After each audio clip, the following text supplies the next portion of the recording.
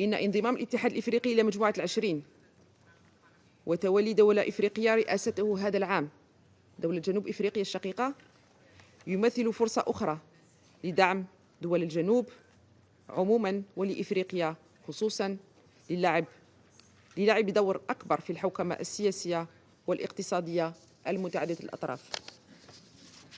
السيد الرئيس، إن الهوة المتزايدة في مجال الذكاء الاصطناعي بين دول الشمال ودول الجنوب تعد مصدر قلق. إن تكنولوجيا الذكاء الاصطناعي ليست مسألة خوارزميات معقدة فحسب، إنها تتعلق أيضاً بأمن الدول وبالحق المقدس في حماية سيادتها. إن المشهد الحالي لتكنولوجيا الذكاء الاصطناعي يعاني من فراغ تنظيمي وتشريعي رهيب، وهو ما يعرض دولنا لتهديدات جديدة لا توقفها حدود. ولذا يجب على المجموعة الدولية أن تعمل جاهدة بغية الوقاية والحد من أي مخاطر تنجم عن الانتشار والتطور غير المقنن وغير المنظم لهكذا تكنولوجيات. السيد الرئيس، في الختام، إن مستقبل عالمنا يخصنا جميعا دون استثناء، لذلك يتعين علينا حمايته والحفاظ على رفاهيته للأجيال الحالية والمستقبلية. وعلينا جميعا، كما أكده في العديد من المناسبات رئيس الجمهورية الجزائرية السيد عبد المجيد تبون، وأقتبس: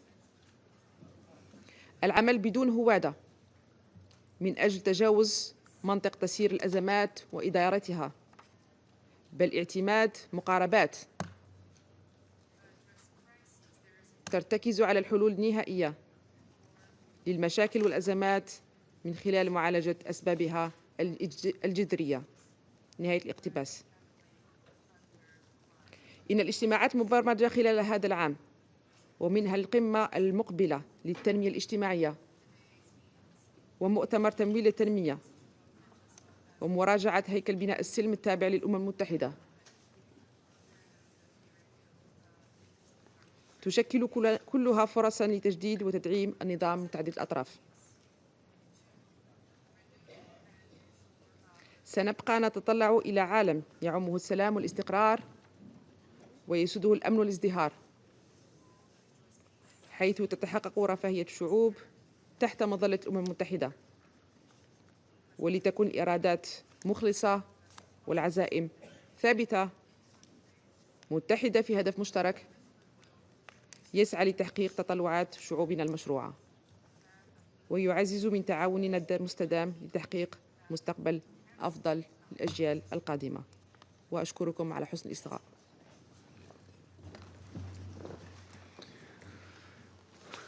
感谢曼苏尔夫人阁下的发言。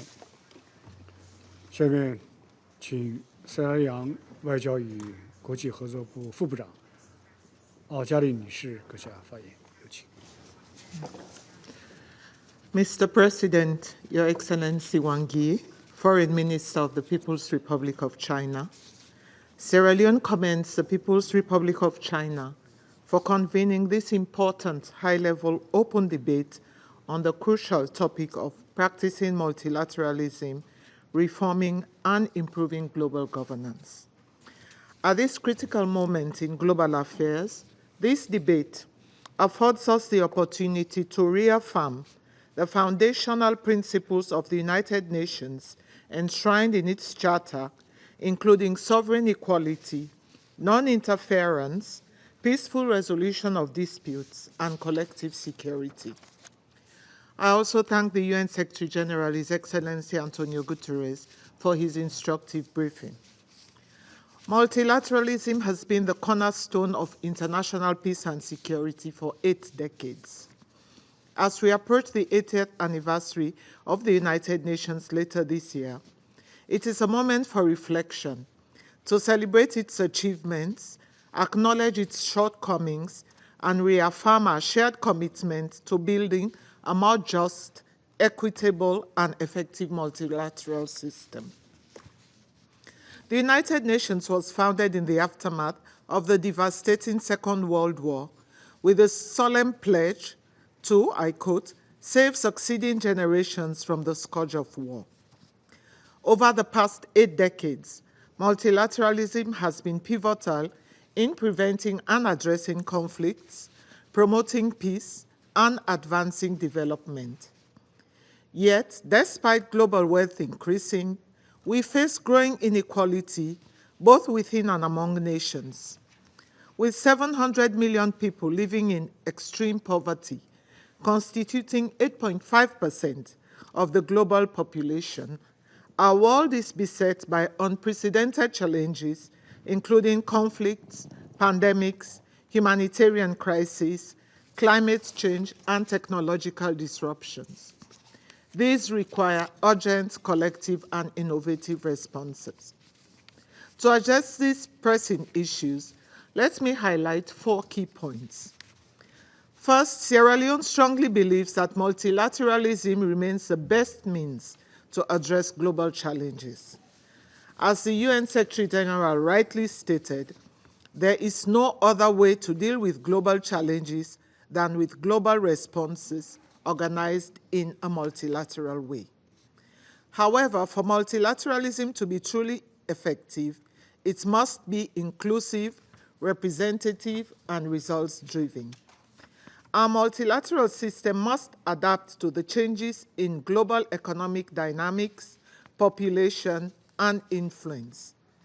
In particular, women and youth, as major stakeholders, must actively participate in policy making and development processes.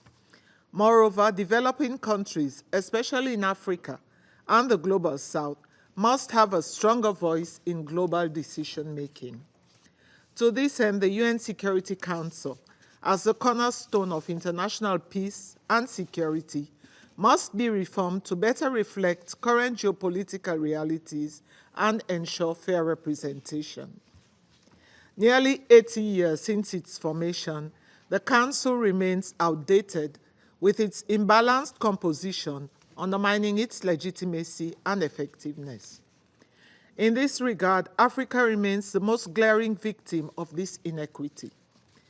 Without structural reform, the Security Council's performance and legitimacy will continue to be questioned. As we reflect on the theme of reforming and improving global governance, it is crucial to recognize how Africa's exclusion from decision-making bodies such as the Security Council and the multilateral development banks hinders the continent's ability to contribute meaningfully to global governance. The legacy of colonialism, economic exploitation, and political marginalization has left deep scars, impairing Africa's development, stability, and influence in international affairs. In noting the African Union's theme of the year 2025, Justice for Africans and People of African Descent through Reparations, rectifying the historical injustice perpetuated against Africa must be operationalized with the urgency of now. Mr. President, the Pact of the Future, adopted in September 2024, presents a critical opportunity to revitalize global cooperation and coordination based on trust, adaptability, and flexibility. The close cooperation between the Security Council and the African Union, Peace and Security Council, in addressing conflicts on the African continent demonstrates a commitment by both institutions to achieve the objectives of Action 21 of the Pact for achieving lasting peace and security. Recognizing the critical role of regional arrangements in preventing and resolving conflicts, this collaboration must be strengthened. Sierra Leone calls for concrete steps to implement the Pact's ambitious commitments, especially those related to the UN Security Council reform, bridging governance gaps, strengthening international cooperation, and reinforcing international law. Addressing inefficiencies and inconsistencies, particularly in improving the working methods of the Security Council, will enhance its legitimacy and capacity to implement the Pact for the Future and other forward-looking peace and development strategies. The COVID-19 pandemic has shown that addressing global crises requires more than just force. It requires innovation, agility, trust, and the sharing of information and expertise. These same principles must guide our efforts to prevent wars and deliver life-saving aid. Mr. President, secondly, the erosion of the rules-based system threatens global stability. At a time when unilateralism, protectionism, and disregard for international norms are on the rise, the role of international law in maintaining peace and security cannot be overstated. We must reaffirm our collective commitment to the principles of the UN Charter and upholding international law. A fair and consistent application of international law is essential to uphold the credibility of the global governance system and ensure peaceful coexistence. The Security Council must lead by example in upholding international law. The Council's resolutions must be implemented effectively and consistently, and international agreements and rules must be adhered to without selectivity, partiality, or double standards. To further strengthen multilateralism through international law, we encourage member states to utilize international judicial mechanisms as tools to address shared global concerns and disputes. In other words, judicial settlement of disputes, which gives significant expression to Article 2, number 3 and 33 of the UN Charter. Third, the challenges of the 21st century extend beyond traditional security threats. Non-traditional security issues, including climate change, artificial intelligence, cybersecurity, terrorism, and food insecurity, demand urgent and innovative global responses. These crises disproportionately affect developing nations, exacerbating their vulnerabilities. To address this, we must enhance capacity building, foster information sharing and technology transfer, and strengthen international cooperation to ensure no country is left behind. Fourth, the digital divide remains a critical challenge in our quest for equitable global governance. Many developing countries lack the infrastructure and resources to leverage technological advancement and digital transformation. Sierra Leone urges the international community to support initiatives that promote technological capacity building, digital inclusion, and fair access to global supply chains, ensuring that all nations can fully participate in the global economy. Mr. President, strengthening the role of the UN and Security Council requires unity, not division. We must set aside geopolitical rivalries and embrace dialogue, cooperation, and collective problem solving. Despite the varying socio-economic and political conditions of our countries, the scale and transnational nature of many global issues demand collective action. In these instances, multilateral frameworks are indispensable in preventing catastrophic consequences. The tools available to us have largely maintained a rules-based multilateral system. By improving these tools, we can better serve humanity. This includes strengthening resolution and peacekeeping mandates for clearer, more responsive and contextually relevant action, enhancing collaboration with regional entities to ensure faster and more agile responses to crises, promoting comprehensive peace and development strategies, and bolstering accountability mechanisms for human rights violations. In conclusion, Mr. President, Sierra Leone urges all member states to recommit to the core principles of the UN Charter and work towards a Security Council that is responsive, representative, and accountable to all nations.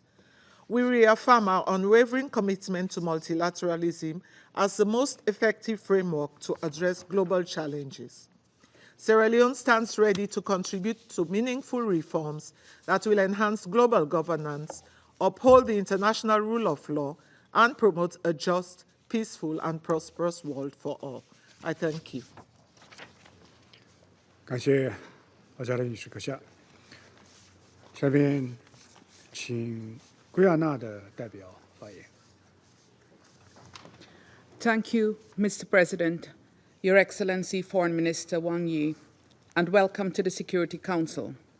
I also welcome the distinguished ministers and high-level officials in today's meeting, and thank Secretary General Antonio Guterres for his briefing.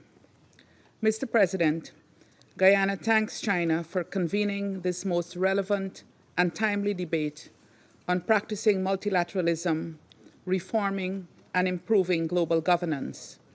It offers the opportunity not only for collective reflection, but perhaps more importantly, a frank discussion on how we rejuvenate multilateralism and address the deficits in global governance. Mr. President, there have been seminal moments in history where the world came together across geopolitical divides to put people and planet first. If we look at the driving factors of those moments, we will inevitably find that terrible events had, in each instance, reminded countries that multilateralism and international cooperation are the best mechanisms for addressing global challenges. The foremost example is the formation of the United Nations almost 80 years ago.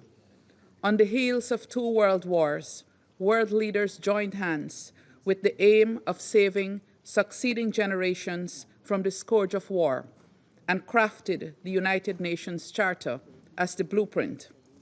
The Charter continues to provide a solid foundation for collective global action, grounded in the understanding that peace and security, development and human rights are interdependent, and that respect for international law and justice are indispensable to achieving these objectives. So too is the need to ensure that solidarity, inclusion, and the objective of leaving no one behind are demonstrated by concrete action. Mr. President, Excellencies, it is the translation from commitments to action where multilateralism has largely not delivered in recent decades.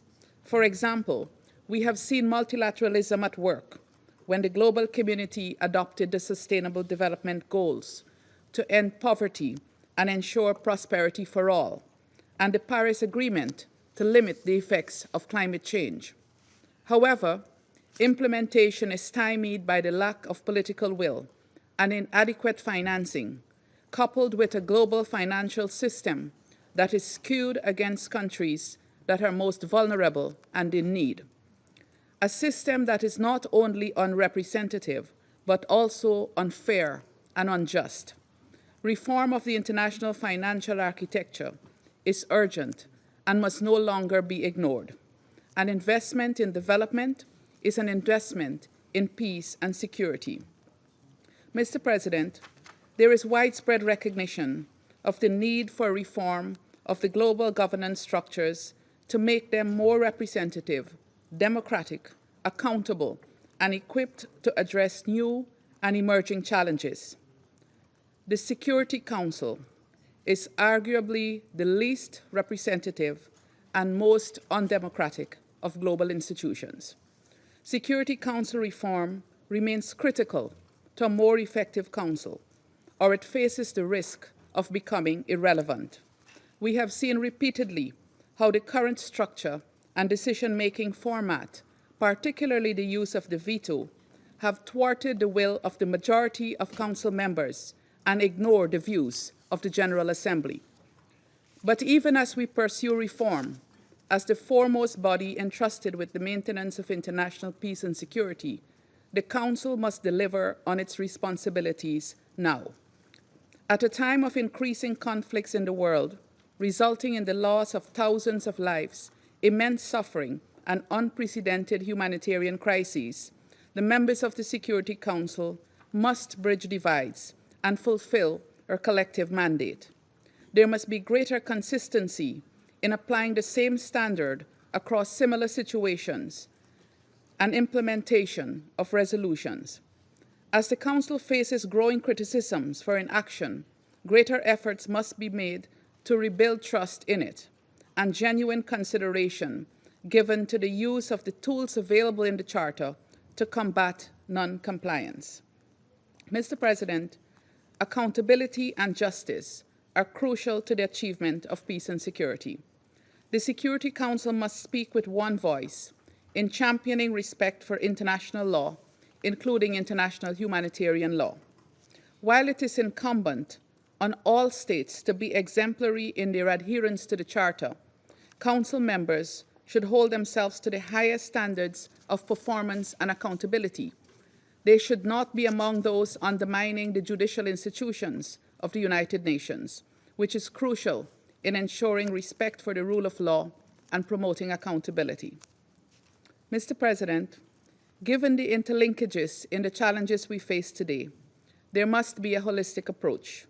Narrowing development divides, overcoming poverty, increasing opportunity for young people, ensuring women's participation, promoting respect for human rights, and building democratic governance structures are all essential for the attainment of international peace and security.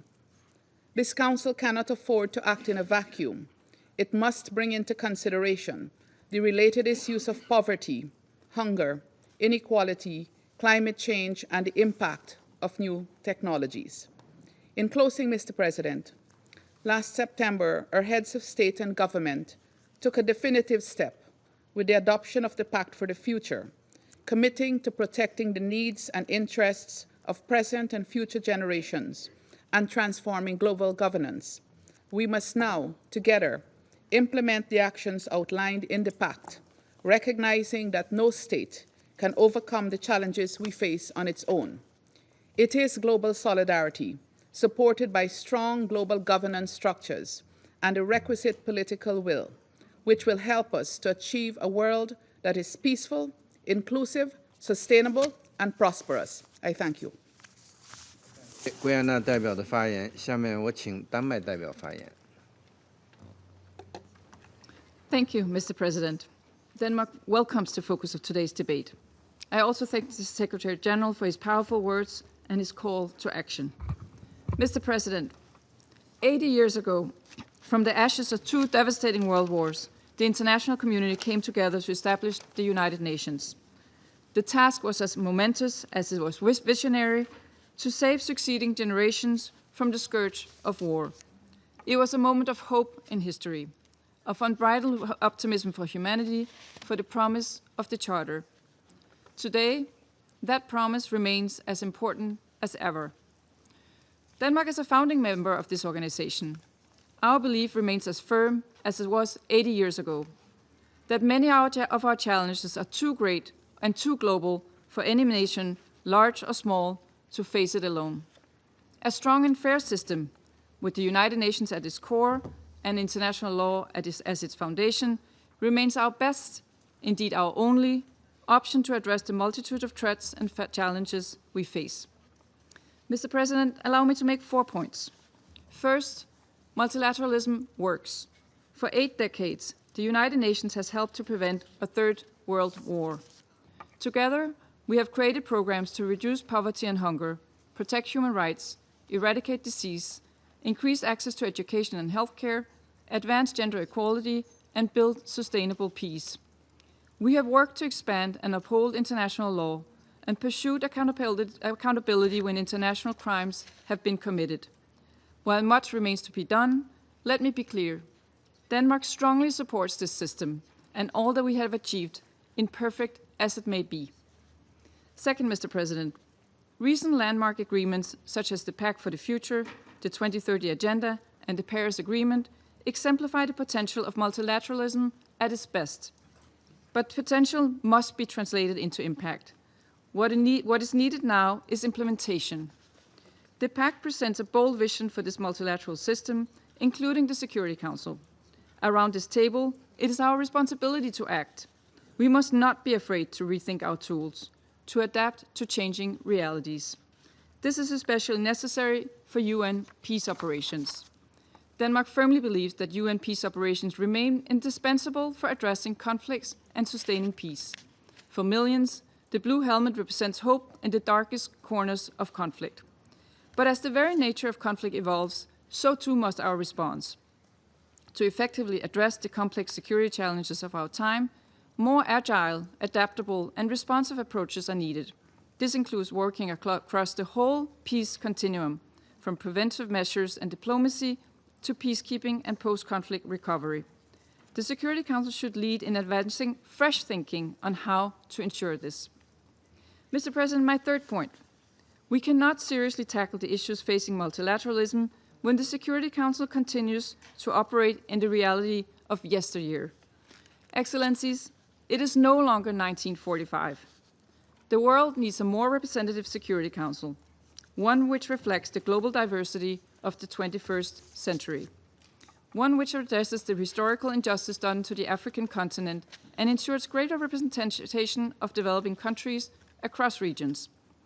As we push for fundamental reforms, we must also assess the actions and, tragically, inactions of the Council.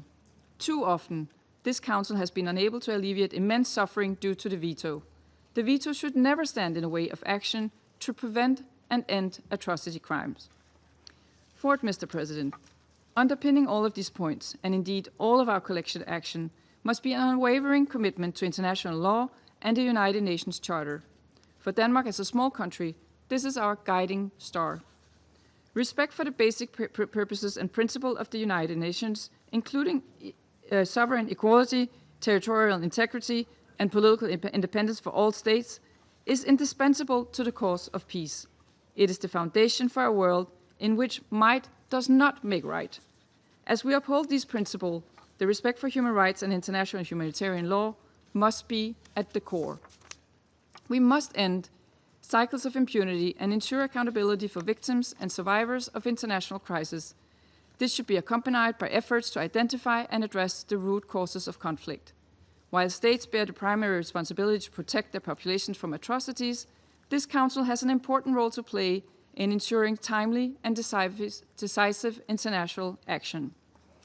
Mr. President, to conclude, multilateralism is based on a fundamental willingness to work together, to understand the language, culture, and concern of others, and to find compromises. This is what the United Nations stand for. That is how we uphold the promise of the Charter. Count on Denmark's unwavering commitment to this goal. Thank you. 我感谢丹麦代表的发言，下面我请韩国代表发言。Thank you, Mr. President, for convening this important meeting. I thank the Secretary General for sharing his valuable insights. As we celebrate the 80th anniversary of the United Nations this year, we stand at a crossroads, proud of our achievements to date, yet also confronted with doubts in our common belief in multilateralism. Since the adoption of the UN Charter, member states have worked together to lay the foundation for a world free from the scourge of war, a world grounded in fundamental human rights, the rule of law, and sustainable development. Yet today, the multilateral architecture we have built is under immense pressure. For 3 years, Ukraine has suffered the devastating consequences of a military aggression in flagrant violation of the UN Charter by a permanent member of the Security Council. In Gaza, despite the efforts of the Security Council to reach consensus over the past 15 months, it has struggled to produce meaningful impacts on the ground, as the actual ceasefire was made possible by a few critically involved parties. Africa is also suffering from multiple security crises, including in the Democratic Republic of the Congo, Sudan, and the Sahel. They have escalated opportunistically amid the weakening of effective UN peace operations and UN sanctions, both of which are critical tools in the UN efforts to maintain peace and security. The staggering human death tolls in all of these conflicts also calls into question the UN's role in protecting civilians and alleviating humanitarian suffering. Against this backdrop of mounting frustration in multilateralism, let me highlight 3 points. First, we should reinvigorate the role of the United Nations that offers an enduring diplomatic space in shaping international views. It is extraordinary that 193 countries, with each of us at different stages of political and economic development, like-minded or even antagonistic, gather every day in this very building to discuss and try to solve current and future issues. This should not be taken for granted. Such a convening power of the United Nations is a driving engine of multilateralism, valuable to this very moment. For example, the adoption of the Pact for the Future last year, with its 56 action commitments, reaffirmed the international community's collective resolve for rejuvenated multilateralism. Second, the UN, particularly the Security Council, must become more creative and bolder. Though it may be difficult to avoid gridlock on issues where permanent members have divergent views, there are other areas that the Security Council can explore to fulfill its mandate and reinforce its institutional standing. For example, emerging security challenges must be given due attention, followed by more active deliberations. The rapid evolution of digital technologies, including artificial intelligence, has amplified global security risks, particularly when exploited by irresponsible actors such as North Korea. The proliferation of mis- and disinformation has further opened new platforms for manipulation, complicating tensions and conflicts. Likewise, climate change is intensifying global instability by heightening competition over resources. Geopolitical divides must not prevent us from addressing these urgent and new challenges. Third, we must defend and uphold the three pillars of the UN work, namely peace and security, development, and human rights. We believe that we simply cannot accomplish economic development and sustaining peace without justice, human rights, and democracy. Equally, without solid development, political democratization and human rights cannot fully flourish, something Korea has experienced firsthand in its own national development. In order to continuously support the virtuous cycle of the HDP nexus, we increased our ODA by 30% last year, which is 4 times the amount compared to 2010. The Peacebuilding Commission can play a crucial part in this regard with its unique advisory role that covers all 3 pillars. As a Security Council PBC informal coordinator, the Republic of Korea is committed to bringing greater coherence to both bodies. Mr. President, on a final note, the rise of the elected 10 members in the Security Council gives us a sense of inspiration and hope that they can take the lead when geopolitics divide the Council. In this vein, Security Council reform should be navigated in such a way that empowers more elected members, increasing the Council's accountability to the wider membership. Now, more than ever, global challenges require global cooperation. Korea remains steadfast in its commitment to strengthening multilateralism, and we will continue to work with all partners to this end. Thank you, Mr. President. 感谢韩国代表的发言。下面我请巴拿马代表发言。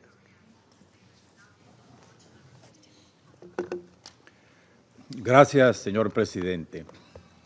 Panamá agradece a la República Popular China por convocarnos hoy a este evento de alto nivel que nos invita a reflexionar sobre la fundación de las Naciones Unidas, sus propósitos y su futuro en la gobernanza global.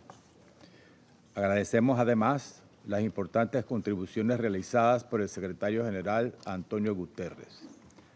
Damos una cordial bienvenida a Su Excelencia Wang Yi, ministro de Relaciones Exteriores de la República Popular China, así como a los ministros de Estado que nos distinguen con su participación en este debate abierto. Señor presidente, el multilateralismo atraviesa su momento más crítico desde la fundación de las Naciones Unidas, nacida hace 80 años de los escombros de un violento, devastador y cruel conflicto global. El propósito que motivó la creación de las Naciones Unidas con su estructura multilateralista para garantizar la seguridad y la paz internacionales permitió ofrecer un grado de protección a los países pequeños contra las arbitrariedades de imposiciones de los más poderosos. Esa razón de ser de la gobernanza global se ha ido distorsionando en un sistema que se ha convertido complejo de maniobrar y moroso en incorporar e implementar la tecnología e innovación requeridas para brindar soluciones adecuadas con la inmediatez necesaria. Resulta lamentable que el Consejo de Seguridad, único órgano multilateral con la misión de mantener la paz y la seguridad internacionales, haya devenido insuficiente para cumplir con el importante propósito para el cual fue creado después de la Segunda Guerra Mundial. Resulta ineludible advertir que se requiere urgentemente una revisión real de su arquitectura. Por otra parte, el actual sistema financiero internacional perpetúa desigualdades y refuerza estructuras de dependencia que limitan el desarrollo de las naciones, incluyendo el desarrollo económico de los países hermanos de América Latina. La integridad territorial, la soberanía y el derecho de los pueblos a decidir su propio destino no son ni pueden ser negociables. Panamá, como país fundador de esta organización, que con los aportes del distinguido jurista panameño, doctor Ricardo J. Alfaro, a la redacción de la Declaración Universal de los Derechos Humanos y al incorporar el término derechos humanos a la Carta de las Naciones Unidas, observa con preocupación el desarrollo de estas desafiantes situaciones que enfrenta actualmente la organización y que debilitan el multilateralismo. Pero también abriga Panamá la esperanza de que estas amenazantes circunstancias nos motiven a exigirnos encontrar vías de comunicación cercanas, libres de desinformación, amenazas y polarización ideológica. Por esta razón, apoyamos la visión pragmática del secretario general plasmada en el Pacto del Futuro. Entendemos que para que este compromiso multilateral e inclusivo tenga efectos sostenibles en el tiempo, no debe permitirse exclusiones de terminología en su lenguaje ni el uso de dobles estándares que erosionen aún más la integridad de la Carta de las Naciones Unidas y de la Declaración Universal de los Derechos Humanos, pilares ineludibles en el cumplimiento del derecho internacional y de un sistema multilateral efectivo. Panamá siempre estará del lado de la participación inclusiva de todos los sectores relevantes que se encuentren en contexto de conflicto, en beneficio de las poblaciones civiles, con la participación equitativa y ascendente de las mujeres y de los jóvenes como agentes de paz y desarrollo. Panamá, como Estado pequeño, cosechó los frutos del multilateralismo desde su fundación como república independiente. Prueba concreta de ello es la lucha generacional que mediante esfuerzos diplomáticos llevó a la culminación de un enclave colonial que nos dividía y la recuperación de nuestro canal, una de las vías acuáticas vitales para continuar ininterrumpidamente y de manera neutral el servicio del comercio internacional y el libre tránsito marítimo del mundo.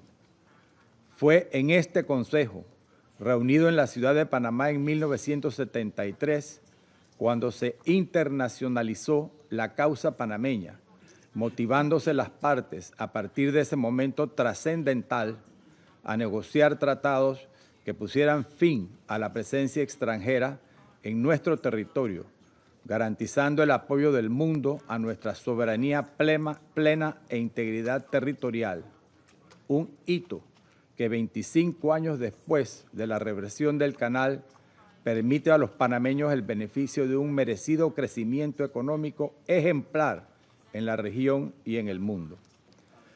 Las realidades históricas de ese momento ya no reflejan las necesidades actuales, por lo que la reforma al Consejo de Seguridad es imprescindible. La obstrucción de consensos y el uso indiscriminado del veto por la falta de representatividad geográfica en este órgano deja sin respuesta la esperanza de millones de personas sumidas en la tragedia, en la hambruna y en crisis humanitarias sin soluciones integrales. Es momento de rescatar el multilateralismo de los escombros de la desconfianza y de revitalizar las decisiones que se toman tanto en este Consejo como en todos los espacios creados para abordar la gobernanza desde distintos ángulos, para reactivar la protección que el multilateralismo ofrece a los estados pequeños, unidos en su susceptibilidad contra la prepotencia de los intereses geopolíticos de otros. El multilateralismo no es una opción entre muchas, es el cimiento sobre el cual descansan la estabilidad y el bienestar internacional. Señor Presidente, Panamá, al igual que muchos estados aquí presentes, puede sugerir soluciones. Sin embargo, estas soluciones no se traducirán en nada concreto si no confiamos en nosotros mismos y nos disponemos a poner en práctica los mecanismos que tenemos disponibles para hacer valer los mandatos de las decenas de resoluciones que aprobamos anualmente. El secretario general solo puede operar en los márgenes que esta membresía le permite, y es por eso que la manera de mantener la paz y la seguridad internacionales conectada al desarrollo sostenible y a los derechos humanos es haciendo valer la legítima voluntad política de nuestros pueblos. Nos enfrentamos a una crisis de representatividad en la que el poder político se ha concentrado en unos pocos, por lo que el resto se siente marginalizado. El mundo avanzó. Es nuestra responsabilidad no solo alcanzarlo, sino además anticiparnos a atender esa preocupación y lo que se avecina con el surgimiento de la inteligencia artificial, los retos a la ciberseguridad y la desinformación dirigida a polarizar, entre tantos otros retos que debemos enfrentar de manera colectiva. Señor Presidente, es el momento de que este conveniente debate nos oriente a autoexaminarnos, a reflexionar y a tomar acción para atender los fuertes cuestionamientos dirigidos hacia el sistema multilateral y la gobernanza global luego de 80 años de ejecución insuficiente para evitar que naufrague, sino, por el contrario, que se fortalezca y prospere. Muchas gracias. 我感谢巴拿马代表的发言，下面我请希腊代表发言。 Thank you, Mr. President. Allow me to start by thanking China and Foreign Minister Mr. Wang for selecting this very important topic and for convening this timely debate. And I also thank the Secretary General for his very interesting remarks. Mr. President, 2025 signifies a landmark year in the history of the United Nations. As we are preparing to celebrate its 80th anniversary, it's becoming more difficult to meet people that can remember a world without the United Nations, a world shaped by the horrors of the two world wars. Therefore, it is necessary to prevent, among future generations, the risk of oblivion of the devastation that preceded the creation of the organization through highlighting its accomplishments in the promotion of international peace and security, sustainable development, and the protection of human rights. It is also a good moment to take stock of multilateralism and global governance at present. Mr. President, no one can deny that our world is facing new, complex global challenges at a scale unthinkable in 1945, from wars and increasingly military expenditures to hunger, poverty, and unequal development. The permanent crisis in the Middle East, Russia's invasion of Ukraine, and the grave political and humanitarian crisis in Sudan, Sahel, Yemen, DRC, Haiti, and elsewhere are just a few examples of the serious threats of global stability in the UN Charter. We believe there is an urgent need for fundamental reform and improvement of our multilateral system with the UN at its core. A crucial step towards this direction was made last September at the Summit of the Future, when the world leaders renewed their commitment to effective multilateralism by adopting the Pact of the Future and its annexes, the Global Digital Compact, and the Declaration of Future Generation. Our Prime Minister has stated that the Pact of the Future, as a point of global consensus, is only a first step, but it's a necessary first step. It's a political declaration to act, and political will is a necessary driver for action at the national level and collectively at the global level. Greece calls for the rapid implementation of the relevant actions of the Pact, especially transforming global governments and reinvigorating the multilateral system to tackle these challenges and seize the opportunities of today's and tomorrow. In this context, reform of the central pillar of the international peace and security architecture, namely the Security Council, is also needed. We support any model of reform that is fair, strengthens the UN as a whole, and transforms the Security Council to a more democratic, efficient, representative, accountable body adjusted to the realities of the 21st century. We are convinced that these goals would be achieved through the enlargement of the Security Council, both with permanent and non-permanent members. We also call for strengthening the relationship of the Security Council with the General Assembly in order to maintain better international peace and security.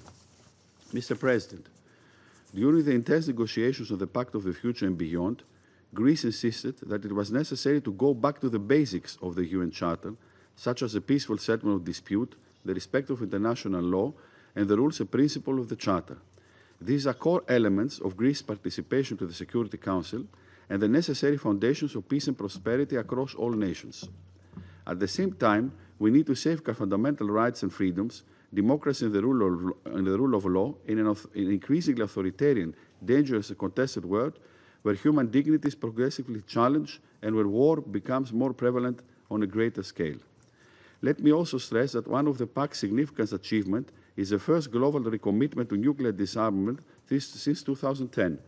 We stress the need this to serve as a basis for upholding and strengthening the international non-proliferation and disarmament architecture with NPT as its cornerstone.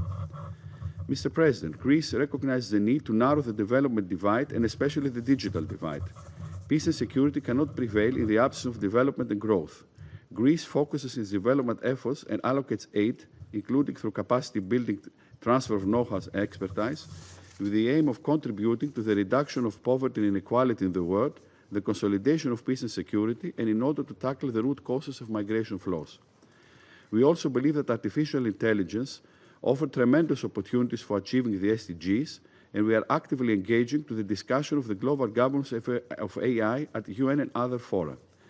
Our common efforts to bridge the digital divide should focus on the implementation of the Global Digital Compact, which represents the first comprehensive global framework for digital cooperation, chartering a roadmap for global AI governance. Mr. President, we are also deeply concerned with the lack of substantial progress in tackling the effects of climate change. We reaffirm the importance of accelerated action in this critical decade on the basis of the best available science, and we welcome relevant decisions adopted at COP28 and 29. We also recognize the importance of support to development countries and their access to climate finance, especially those that are particularly vulnerable to the adverse effects of climate change.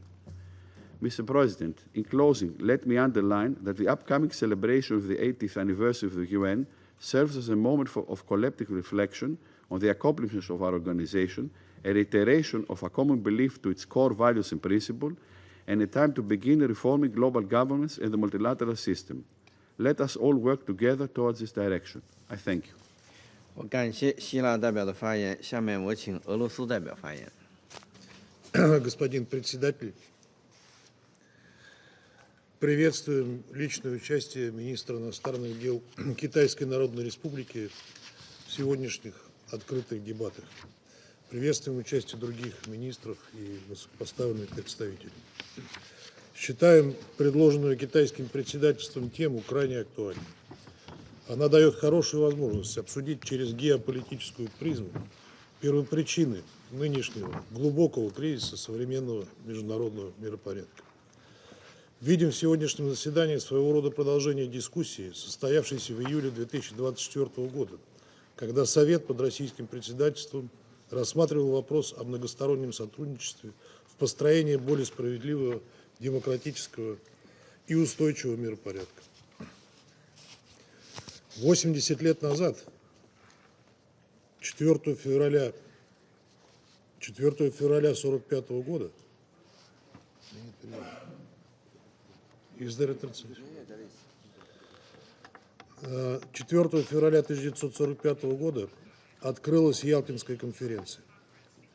В ходе этой эпохальной встречи были определены контуры послевоенного мироустройства, центром которого была определена Организация Объединенных Наций. В международно-правовой плоскости Устав Всемирной Организации впервые поставил знак равенства между всеми государствами, избавив мир от легитимизации притязаний отдельных стран на доминирующее положение. Результатом этого прорывного решения стал процесс деколонизации, подаривший свободу многочисленным порабощенным народам. Кроме того, при всех своих сильных и слабых сторонах, о которых до сих пор спорят политики и ученые, ООН в целом справлялась со своей главной задачей – предотвращением новой глобальной войны. Однако сегодня мир как никогда близко подошел к опасной черте и балансирует на грани прямого вооруженного столкновения ядерных держав. Запад, действуя в русле порядка, основанного на правилах, согласовывает в обход ООН решения по важным для большинства стран темам, а затем выдает их за универсальные рецепты и навязывает остальным. Тем самым происходит сознательный подрыв авторитета Всемирной организации и верховенства международного права в регулировании международных отношений.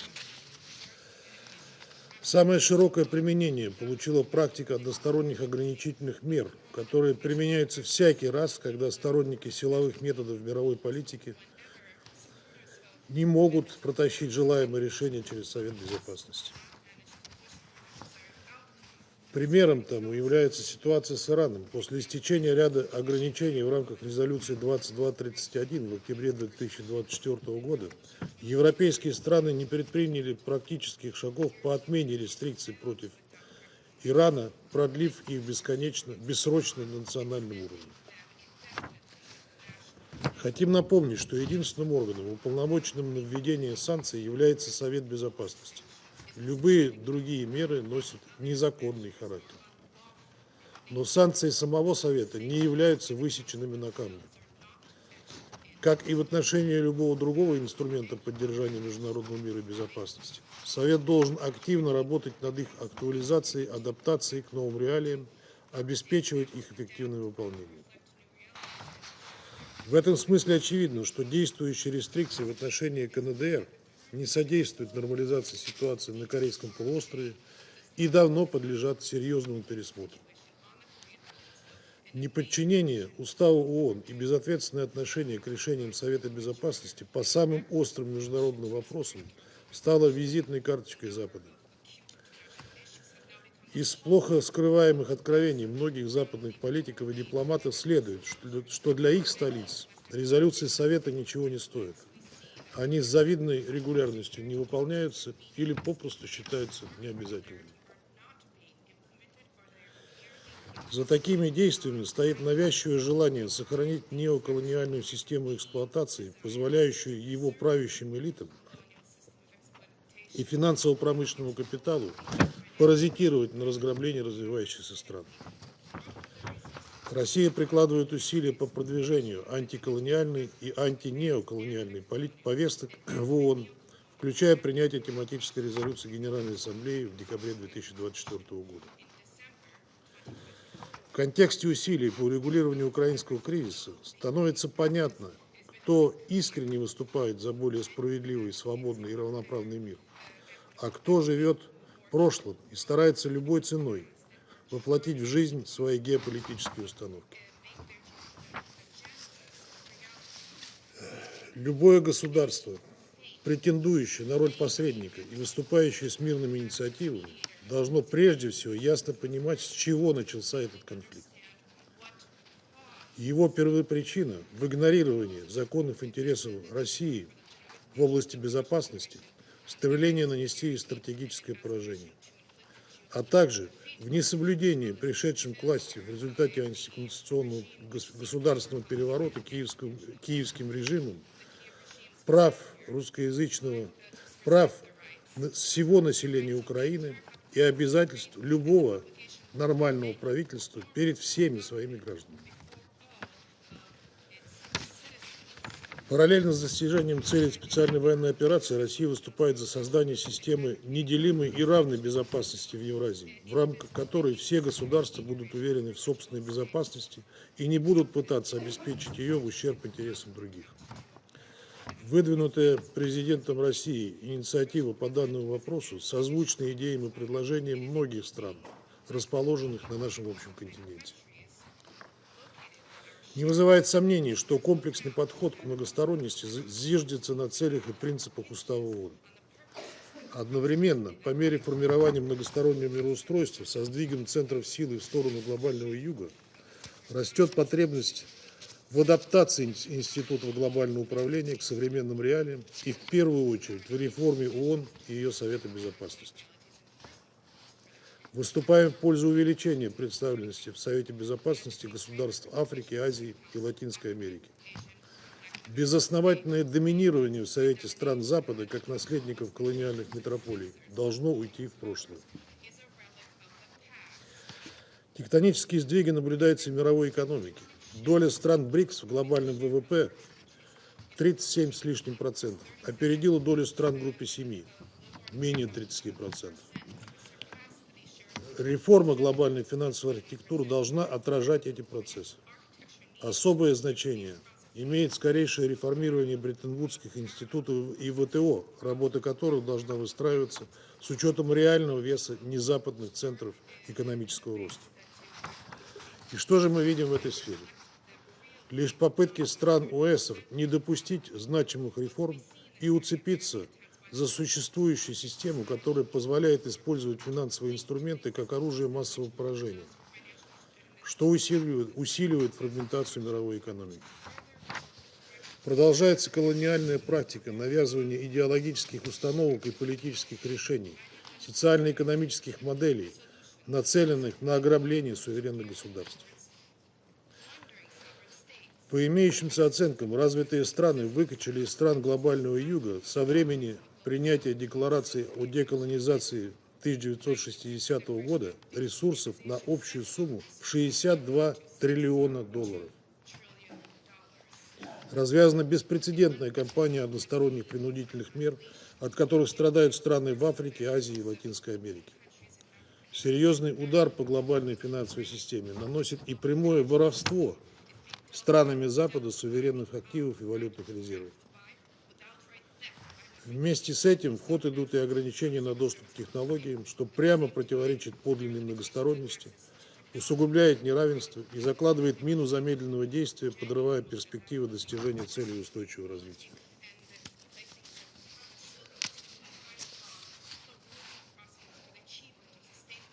Растущее недоверие к финансовой системе, основанной на западных резервных валютах, и намечающийся отток средств из ценных бумаг и долговых обязательств западных государств и крупных банков подталкивают процессы активизации региональных связей, формирования эффективных и безопасных многосторонних внешнеэкономических механизмов, альтернативных тем, которые контролируют и используют в своих корыстных интересах Запад. Это в том числе предполагает расширение расчетов в национальных валютах, создание независимых платежных систем и выстраивание производственно-сбытовых цепочек в обход каналов, заблокированных или скомпрометированных в результате политически мотивированных ограничений. Межрегиональные и региональные организации и их партнерства, по нашему мнению, имеют потенциал стать стержневыми регулирующими институтами многополярного миропорядка. Такой подход закреплен в предложенной президентом Путиным концепции большого евразийского партнерства, экономического фундамента нашей инициативы единой неделимой безопасности в Евразии. Несомненно, важная роль на этом направлении принадлежит БРИКС, ШОС, а также СНГ, Евразийскому экономическому союзу, АСЕАН и другим объединениям. Прекрасным примером международного регионального взаимодействия является деятельность БАПОР, которая уже многие десятилетия оказывает поддержку палестинцам в сферах гуманитарного содействия, образования, здравоохранения и социальных услуг на оккупированной палестинской территории. по сути, делает все то, чем обязаны заниматься оккупирующие власти Западного Иерусалима, ведущие беспрецедентную травлю Бапор. Бесперебойная и устойчивая работа агентства – залог выживания для миллионов жителей сектора Газа и западного берега реки Иордан. Сегодня Бапор для газовитян – единственная оставшаяся в жизни опора, альтернативы которой не было и нет. Наш долг – защитить мандат агентства в интересах продолжения его уникальной работы по оказанию помощи палестинцам как на ОПТ, так и в соседних арабских странах. В этой связи поддерживаем призыв Генерального секретаря ООН и Генерального комиссара Бапор к Израилю соблюдать свои международно-правовые обязательства и отменить законы Кнессета о запрете деятельности агентства. Очевидно, что важным стимулирующим фактором укрепления многосторонности становятся множащиеся глобальные вызовы перед человечеством. От кризиса в сфере здравоохранения до проникновения в нашу жизнь бесконтрольных цифровых технологий, от изменения климата до так называемого демографического перехода, а по сути, как считают некоторые эксперты, демографического суицида для все большего количества наций. ООН призвана играть центральную координирующую роль в выработке адекватных решений с привлечением всех заинтересованных сторон, а деполитизированное международное научное сотрудничество предоставить убедительную и долгосрочную базу для принятия такого рода решений. Непосредственно в деле достижения целей устойчивого развития серьезные надежды возлагаются на предстоящую 4-ю международную конференцию по финансированию развития в Испании в июле сего года. Среди других приоритетных вопросов отмечаем проблематику цифрового разрыва. Выступаем за налаживание межгосударственного диалога и наращивание активности профильных международных организаций с целью сокращения цифрового неравенства, содействия развивающимся странам в развитии национального законодательства и в высокотехнологической инфраструктуры в области цифровой экономики. Дискуссии на все обозначенные нами темы должны выстраиваться без скатывания в бесплодную полемику, иначе ощутимых результатов достичь не удастся. Необходимо восстановить профессиональную дипломатию, культуру диалога, умение слушать и слышать, сохранять каналы кризисной коммуникации. Точка опоры есть, это устав нашей организации. Если все без исключения будут следовать его духу и букве, а не трактовать его выборочно в угоду своим геополитическим интересам, объединенным нациям по силам преодолеть текущие разногласия и прийти к общему знаменателю по большинству вопросов. Благодарю вас. 感谢俄罗斯代表的发言，下面请法国代表发言。 Monsieur le Président, je vous remercie pour l'organisation de cette réunion. Alors que la gouvernance mondiale est mise au défi par la multiplication des crises, nous ne devons pas céder à la tentation de l'unilatéralisme. Ceci nous conduirait à la confrontation généralisée de tous contre tous, au détriment de chacun, même de celui qui se croit le plus fort. La France réaffirme son soutien au multilatéralisme, au respect du droit international et aux valeurs de coopération et de solidarité. En septembre dernier, nous avons adopté le Pacte pour l'avenir afin de revitaliser le multilatéralisme et accélérer la réalisation de l'agenda 2030. Alors que nous nous apprêtons à célébrer le 80e anniversaire des Nations Unies, ce document réaffirme qu'une réponse collective est nécessaire pour répondre aux défis actuels et à ceux de demain. Dans cet esprit, la France a organisé le sommet pour un nouveau pacte financier et au début du mois de février de cette année, le sommet pour l'action sur l'intelligence artificielle. Nous devons repenser notre système de gouvernance pour le rendre plus efficace, plus représentatif et plus juste. Il nous faut aussi aller plus loin en matière de climat et de biodiversité. Cette méthode continue de produire des résultats, comme l'illustre l'adoption du traité Piagie en 2023. Il y a 10 ans, 195 États réunis à Paris avaient décidé d'accélérer de manière décisive la lutte contre le dérèglement climatique avec pour objectif de limiter l'augmentation de la température moyenne à 1,5 degré Celsius. Nous devons tous nous remettre en ordre de bataille pour traduire en actes l'accord de Paris. Monsieur le Président, c'est parce que la France a confiance dans les Nations Unies qu'elle défend une réforme ambitieuse. S'agissant du Conseil de sécurité, notre position est claire, un élargissement dans les deux catégories de membres afin de préserver sa légitimité et de renforcer sa représentativité. Il est anormal que l'Afrique ne soit pas représentée parmi les permanents. Cela doit changer. La France défend depuis 20 ans, comme le prévoit le modèle du G4, que 2 États africains siègent parmi les permanents. Je réaffirme ici qu'il est légitime qu'ils demandent le droit de veto. Le Conseil de sécurité doit pouvoir agir et remplir son rôle dans le maintien de la paix et de la sécurité internationale. Les attentes de la communauté internationale sont fortes pour la Palestine, pour l'Ukraine, pour le Soudan et pour tant d'autres régions dans le monde. Nous devons faire plus. La France considère que le droit de veto n'est pas un privilège discrétionnaire, mais une responsabilité particulière. C'est dans cet esprit qu'elle porte depuis 2015 avec le Mexique une initiative d'encadrement du veto en cas d'atrocité de masse, c'est-à-dire en cas de génocide, de crimes contre l'humanité et de crimes de guerre de grande ampleur. 106 États ont déjà apporté leur soutien à cette initiative et nous nous sommes engagés dans le pacte pour l'avenir à intensifier nos efforts sur cette question. Soyons à la hauteur des attentes dans ce domaine. Je vous remercie. 我感谢法国代表的发言，下面我请英国代表发言。Thank you, President, and I welcome the contributions to our discussion today from His Excellency Foreign Minister Wang Yi and the Secretary General. The United Kingdom remains deeply committed to the United Nations. But 80 years since its creation, with more countries engaged in conflict than ever before, we're falling short of its founding mission to save succeeding generations from the scourge of war. And despite progress on health and education, significant global challenges remain. The climate crisis is accelerating, and the Sustainable Development Goals are off track. Why so? There is more to this than the often mentioned liquidity crisis. In 80 years, UN membership has increased from 51 to 193 member states. But the UN and its institutions are not fully representative of all its members.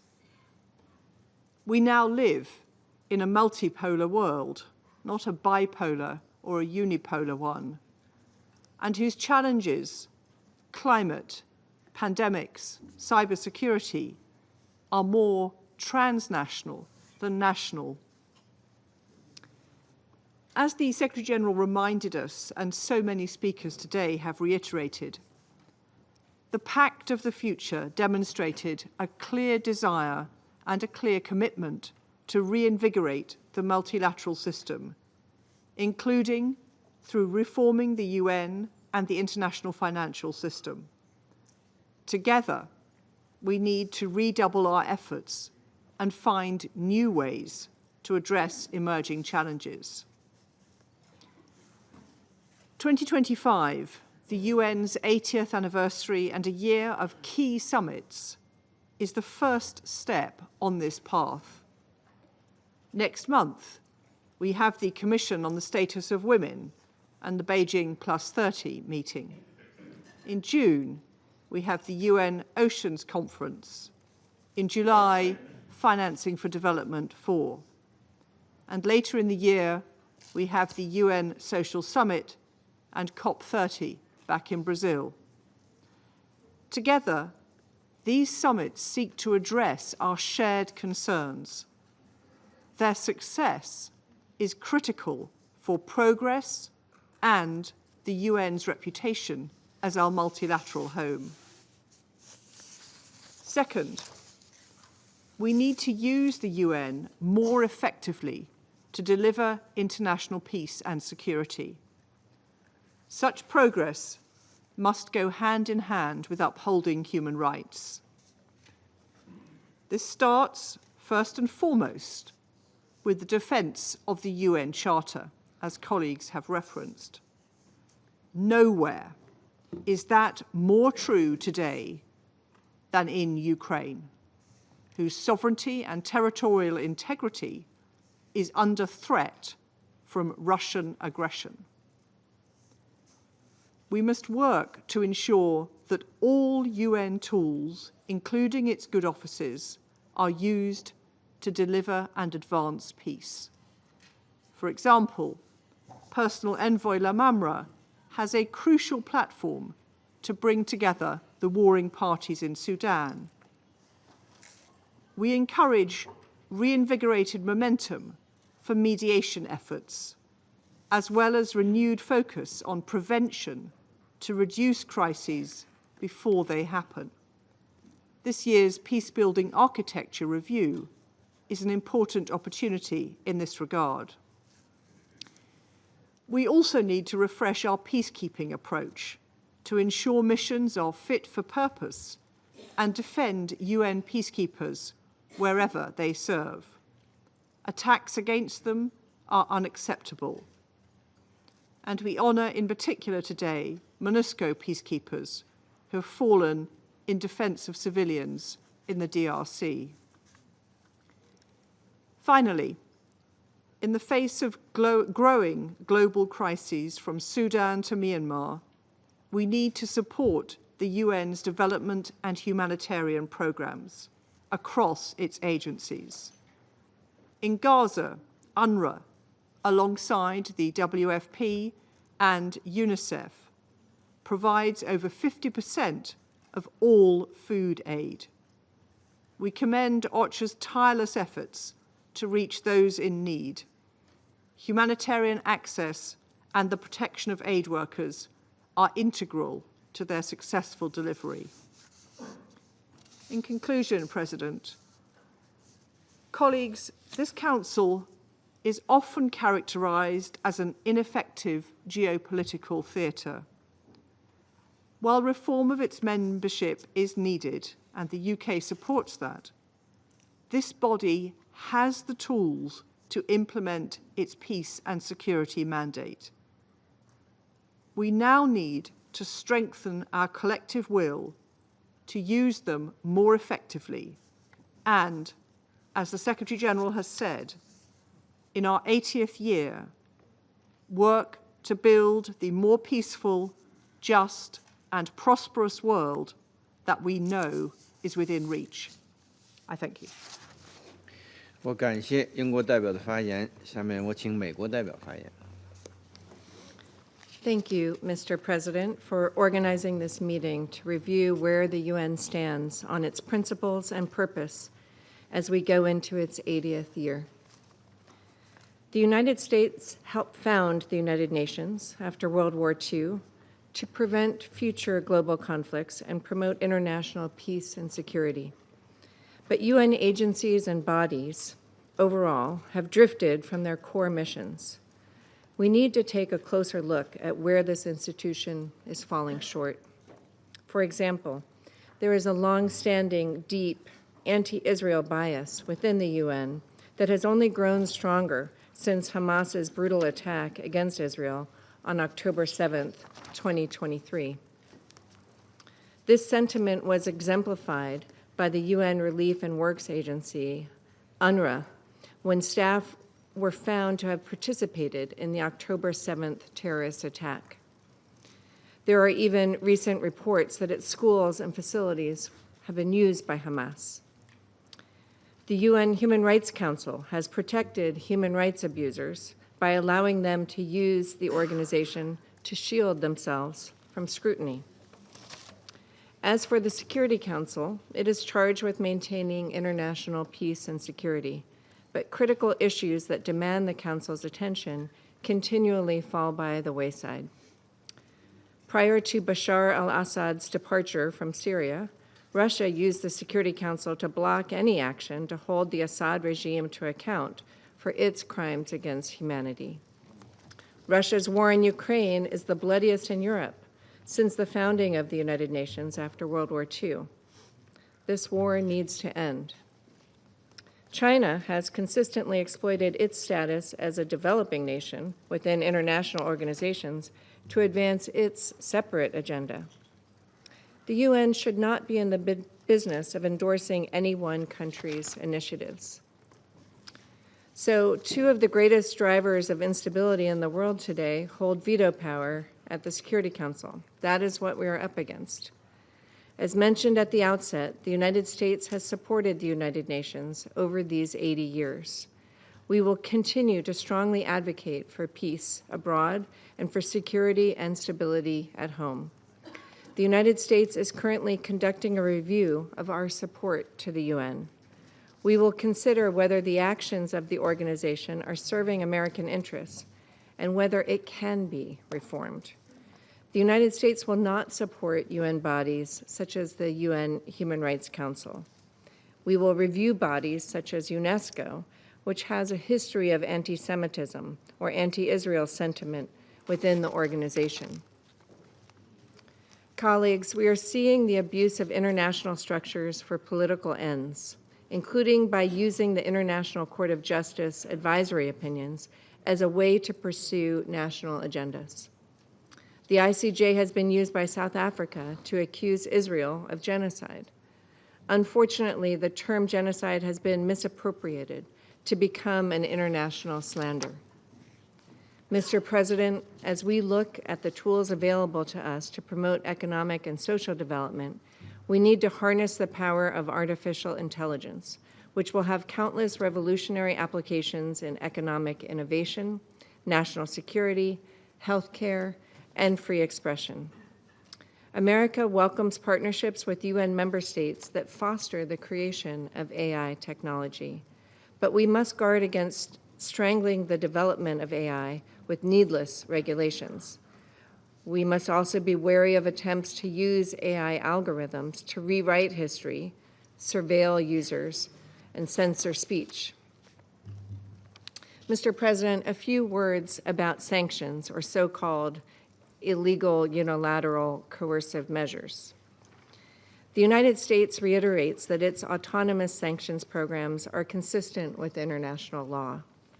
In addition to observing and respecting UN sanctions, the United States and many of our partners legitimately use domestic authorities, carefully regulating our domestic financial systems in a tailored way to address threats to international peace and security. In doing so, we go to tremendous lengths to avoid humanitarian impacts or impacts on the flows of life-saving food and medicine to those in need. Mr. President, in conclusion, the United States supports the UN's return to its founding mission of promoting peace and security around the world. As President Trump has stated, we will be taking a hard look over the next few months on what reforms the UN needs to undertake to get us to that point. I thank you. 感谢美国代表团的发言。下面有请斯洛文尼亚代表发言。Thank you, Mr. President. We are encouraged by the leadership of China in organizing today's debate, and we thank Secretary General for his briefing earlier. Colleagues, soon we will mark 80 years since the end of the Second World War. Devastation and suffering caused by the war led the leaders to unite and establish the UN with the noble motivation, quote, to save succeeding generations from the scourge of war, end of quote. Our organization and hope for a peaceful future raised as a phoenix out of the ashes of the war, as beautifully depicted by Per Krog's mural for peace hanging in the chamber just behind us or above us. However, as if the core to the raison d'etre of our organization has loosened with time, and as if we are not capable anymore to imagine peace. The conflicts are running at an all-time high.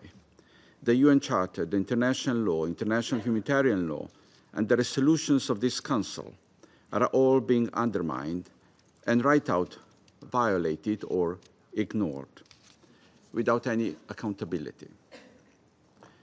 Since we have entered the Security Council a year ago, we have been asking ourselves how to revive the spirit of San Francisco. Like Guyana, we are asking ourselves how to rebuild the trust among ourselves and in the Council. And like Sierra Leone, we are wondering how to reverse the erosion of international order based on international law and built around the organization. These questions led us to organize the Leadership for Peace open debate during the Security Council presidency in September last year. Together, we adopted a presidential statement and recommitted to our responsibilities and roles. The number of speakers then and today is a testament of our continuing belief in the United Nations. Mr. President, let me make 3 points on how Slovenia sees the way forward. And they are: focus on what we have in common, address new non-traditional security threats, and protect achievements of the past 8 decades. First, international community joined under the umbrella of the United Nations continues to share most noble aspirations. We committed to a world free of war, world free of fear and free of want. We committed for every human to be able to have her needs, rights, and dignity protected and promoted. These goals continue to unite us. Last year, we adopted the Pact for the Future, for a world that is safe, peaceful, just, equal, inclusive, sustainable, and prosperous. A world in which well-being, security, and dignity, and solidarity, and healthy planet are assured for all humanity. We agree with you, Mr. President, as with many other colleagues who are convinced that the Pact is a good and broad enough basis to implement our common aspirations. Second, international community joined under the umbrella of the United Nations should acknowledge the profound global transformation we are experiencing today, a transformation that is adding new, non-traditional concerns to the existing ones. Climate change and environmental threats can fuel conflicts. Water-related risks are a challenge to the resilience of societies. Cyber attacks on critical infrastructure, hospitals, and government institutions can bring the world to a standstill. Disregard for safety and protection of nuclear power plants can hinder lives of generations to come. Terrorism continues to threaten security and well-being of all our citizens. These new security concerns don't stop at our borders. They don't recognize regional divisions. They represent our shared concern, our common threat. And the Council should step up efforts in addressing them. So let us commit to fighting these challenges, and let us do it together. UN community is our strength. And my third and last point, international community joined under the umbrella of the United Nations should be proud of its past achievements. A major contribution of the UN with its legal framework is that it enabled the power of rules to replace the rule of power. Even if it doesn't always work properly and in all situations, it provides a protective shield for a great majority of member states against notion of might is right, in the words of my Danish colleague. Violations of the UN Charter, of the international law and international humanitarian law, the erosion of respect for the work of the humanitarian organizations and their staff, disregard for the protection of civilians, especially women and children in armed conflicts, without any accountability, risk driving our world into disorder and chaos. So, colleagues, the Secretary General Dag Hammarskjöld once observed that it is not big powers who need the UN for their protection. It is all the others. We, the others, the great majority of UN member states, should act accordingly to protect 8 decades of the international system based on rules and the UN Charter, and build consensus to deliver peace, to end with a quote of the current Secretary General. Thank you. 我感谢斯洛文尼亚代表的发言。下面我请玻利维亚外交部长伦达女士阁下发言。Muchísimas gracias, señor presidente. El Estado Plurinacional de Bolivia saluda la presidencia de China frente del Consejo de Seguridad y le deseamos mucho éxito. Quiero saludar en nombre de nuestro hermano presidente Luis Arce Catacora y del pueblo boliviano en ocasión de la celebración del bicentenario de nuestra independencia. Esta fecha marcará el inicio de una etapa como Estado plurinacional de Bolivia para continuar fortaleciendo la equidad y la justicia para nuestro pueblo. Este encuentro se lleva a cabo en un contexto en el que la crisis multidimensional que atraviesa el mundo se profundiza cada día más. Hoy le corresponde a la República Popular China asumir el desafío en un contexto mundial difícil que se caracteriza, uno, por el agravamiento de la crisis climática, en el que varios países enfrentan el peligro real de desaparecer por el aumento del nivel del mar, el calentamiento global que agrava la inseguridad alimentaria. Dos, las consecuencias de prácticas neocolonialistas y ocupaciones militares por mantener la hegemonía y el control de nuestros recursos naturales. Tres, el peligro de una guerra comercial de alcances generales con consecuencias gravísimas en todos los campos. Cuatro, las amenazas de profundizar el genocidio contra el pueblo de Palestina. Cinco, los bloqueos económicos y las medidas coercitivas unilaterales como armas de dominio contra países soberanos. Ante estas amenazas a la paz y a la existencia del planeta, el desafío más importante es la implementación de un cambio radical y urgente en las estructuras de las Naciones Unidas, especialmente en el Consejo de Seguridad. Es necesario restaurar al respecto por el derecho internacional, los derechos humanos y establecer una gobernanza global, inclusiva y representativa. La utilización del veto por los Estados Unidos para premiar la impunidad de Israel en el caso del genocidio de Palestina en contra de la voluntad colectiva de ese pueblo hermano. Es una muestra de que el Consejo de Seguridad no representa los intereses de la mayoría de los pueblos del mundo. Estamos luchando por ratificar el tránsito hacia la multipolaridad y al multilateralismo, pero efectivo. Políticamente no es correcto ni aceptable para la profundización de las relaciones internacionales que 5 países determinen el destino de toda la humanidad, mientras que el sur global solo observa de la periferia. El veto debe desaparecer. Los estados que violen los derechos humanos y el derecho internacional deben ser suspendidos del Consejo de Seguridad. La ampliación de los miembros de este órgano debe responder a variables como geográficas, climáticas y tener en cuenta los desafíos globales. Todos debemos escucharnos y debemos ser representados. Señor presidente, el camino hacia un mundo multipolar, los BRIC se han constituido una alternativa real en el orden económico y financiero. Bolivia apuesta por fortalecer el nuevo Banco de Desarrollo de los BRIC para financiar nuestro crecimiento sin ataduras de instituciones financieras tradicionales. Señor presidente, la defensa de los derechos humanos debe ser universal, efectiva y no selectiva. Es hora de que este Consejo exija a Israel detener las acciones genocidas y el desplazamiento forzado de hombres y mujeres del pueblo de Palestina de su territorio.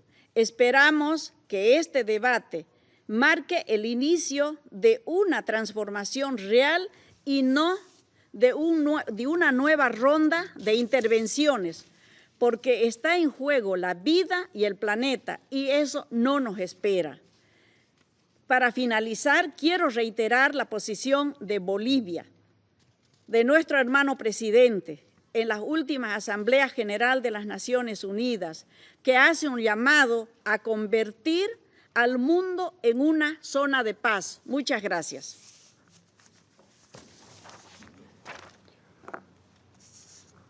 非常感谢伦达外长女士的发言。下面我们有请匈牙利外交与对外经济部长希尔多阁下发言。 Thank you so much, dear Minister, my dear friend, dear colleagues. For the couple of recent weeks, we have been living in a totally new global political reality. The outcome of the US presidential elections have changed basically everything. The whole Western world has received a new leader carrying out a patriotic and sovereignistic political strategy, considering national interest as number one, standing on the basis of common sense, going against the woke ideology and launching a freedom fight against the global dictatorship of the international liberal mainstream. We Hungarians have been doing this for the last 15 years, carrying out a conservative, Christian, patriotic, pro-peace, anti-migration political strategy, for which we have been under tremendous attacks, tremendous and continued attacks carried out by the representatives of the woke ideology and the representatives of international liberal mainstream. And I have to tell you, Mr. President, dear colleagues, that the woke ideology and the international liberal mainstream have poisoned international politics and international relations. Therefore, the last years have become the age of dangers and conflicts. Huge amount of money, multiple tens of billions of dollars have been invested into campaigns, blackmailing and insulting patriotic governments all around the world, interfering into domestic political procedures and elections. International politics have been totally lacking mutual respect. What we had instead? Stigmatization, lecturing, and blackmailing. And we Hungarians have suffered a lot of all these phenomena. Therefore, we welcome the recent changes.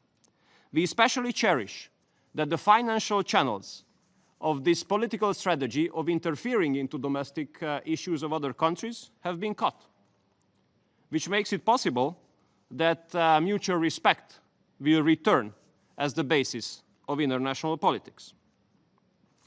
Mr. President, we Hungarians have been living in the neighborhood and the shadow of the war in Ukraine, which has put a lot of challenges ahead of us and caused a lot of harms and losses to our country. And we have to tell you that the international liberal mainstream has fueled this conflict by stigmatizing and attacking all of those who had been speaking in favor of peace. We remember the stigmatization, spies, propagandists, friends of whoever. Therefore, a special appreciation should go to those countries who have kept the pro-peace camp alive regardless of the tough circumstances. And a very special appreciation should go to the People's Republic of China to establish the Friends of Group of Peace during the last General Assembly of the United Nations. And dear colleagues, the presidential elections in the US have brought tremendous changes in this case as well. A pro-peace president has been elected. Therefore, we have a bigger hope than ever for the peaceful resolution of the war in Ukraine. And we welcome that direct, highest possible level meetings have started today between the United States and the Russian Federation. We have been representing this position for 3 years, to keep the channels of communication open, to look for diplomatic solutions, to keep the ties with the Russian Federation. And for this, we had been under tremendous attacks in international politics. We had been saying that there's no solution on the battlefield. You have only dead people, casualties, and destroyment on the battlefield. The only solution comes around the negotiating table. And what is happening now shows that we were right. Although you might say the Hungarians are not right, but the Hungarians will be right for sure. And this has been shown by the recent developments. And I do believe, Mr. President, that the United Nations should adjust itself to this new global political reality. If it is unable to do so, it will lose its significance. We have to be honest to ourselves. During the global dictatorship of international liberal mainstream, United Nations have failed to be the platform for peace. Therefore, the leaders should get out of their comfort zones, out of the ivory tower, and come forward with innovative proposals for reforms. How to eliminate the function overlaps, how to eliminate useless functions, how to cut costs, and how to increase the effectiveness. And we, Hungary, as a home of many branches of UN organizations, hosting, for example, the second largest anti-terror department of this organization, we are ready to take our fair share. So if there's a decision for decentralization or outsourcing activities from New York, we are happy to host more in Hungary. So, Mr. President, let me cherish the efforts of the People's Republic of China to keep the pro-peace camp alive in the recent years. Now we hope that the activities of this camp will come to reality. We wish all the best for the United States and the Russian Federation for the direct negotiations. We hope that today's meeting succeeded well, and we hope for a successful summit sometimes in the near future. A good American-Russian relationship is good news to the world as well. And we, Mr. President, stand ready for the new age of global reality, and we are ready to take our fair share when it comes to making the world a better place again. Thank you so much. 感谢西尔多外长阁下。下面我们有请乌干达外交部长奥东格阿布巴卡尔将军阁下发言。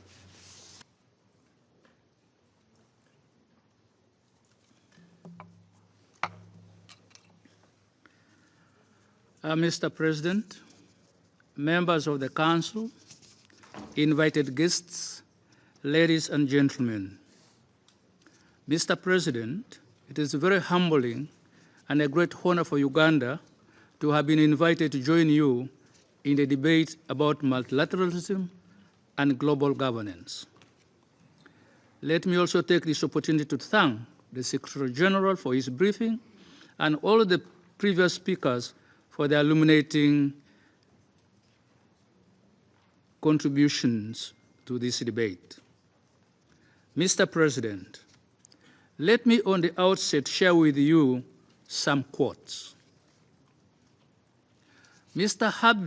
Hubert Védrine, the former Minister of Foreign Affairs of France, said, I quote, "We cannot accept either a politically unipolar world, nor a culturally uniform world, nor a unilateralism of a single hyperpower." End of quote. Kofi Annan, former Secretary General of the United Nations, said, and I quote, "There is a certain tendency on the part of some Americans to treat the UN as a multilateralism a la carte, where you pick and choose where it suits you, and where it doesn't suit you, you pull back." John F. Kerry, former Secretary of State of the United States, said, and I quote, "I think we celebrate the 70th anniversary of the UN. As we celebrate the 7th anniversary of the UN, it is a good moment to rekindle our efforts to make multilateralism work again. And I am proud to say that in the Iran agreement, I think we did show that it can work." End of quote. Today, the world is in a state of flux. What with the myriad of challenges around issues of climate change, geopolitical tensions, threatening world peace and security, and pandemics, among others.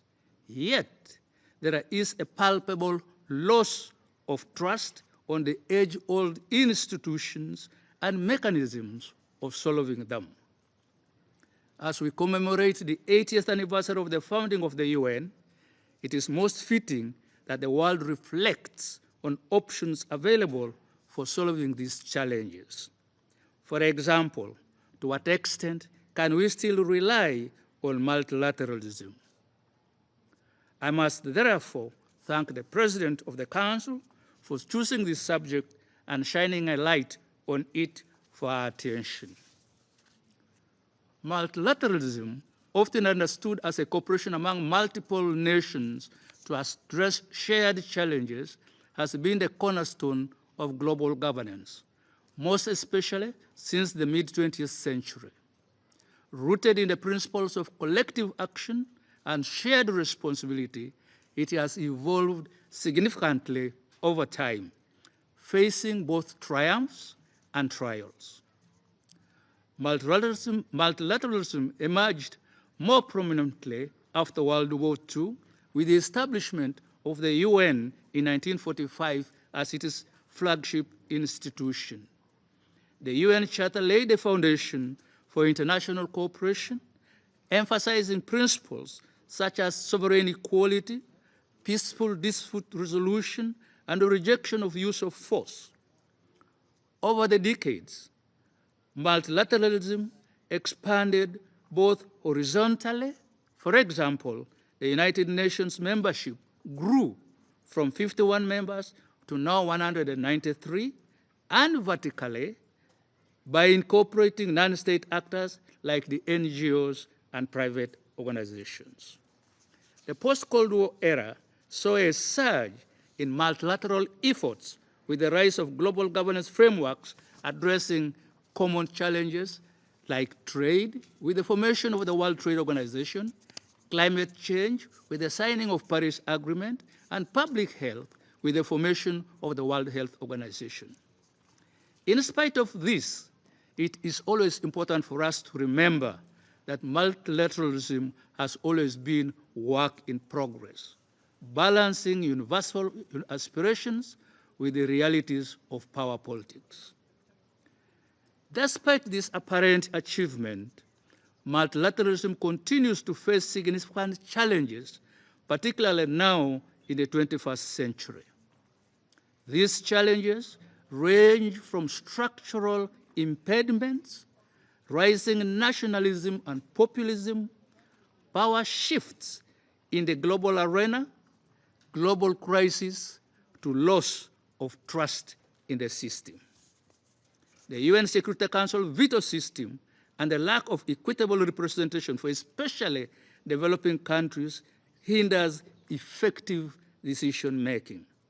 Take, for example, the African continent, with a population of now more than 1.4 billion people, having no representation at the permanent seats category. Compare this with Europe, with a population of about 500 million people with 3 permanent seats. We could make the UN Security Council more representative and effective if we considered expanding both the permanent categories and the non-permanent categories, particularly by rectifying the injustices meted out to Africa and granting Africa 2 seats in the permanent category and 3 additional seats in the non-permanent category. Many world leaders have disavowed multilateral agreements, prioritizing unilateral actions instead. For example, when you withdraw from the Paris Climate Change Agreement or from the World Health Organization, you are effectively condemning multilateralism to doom. The 21st century is significantly different from the 20th century. Nations that didn't exist then are members of the UN now. Significant economic progress in a number of countries, particularly in the global south, now means power dynamics have shifted. The shift has major implications. Parallel structures have emerged, and Western domination of institutions is now challenged. The recent outbreak of COVID-19 significantly exposed limitations of the existing multilateral mechanism in coordinating global response. The above scenario have led to polarization and inequality, weakened trust in the multilateral institutions, making collective action more difficult. As John F. Kerry, whom I quoted earlier, did indicate, there is a need to rebuild trust and confidence in the global institutions. The picture I have painted above is rather depressing and fatalistic.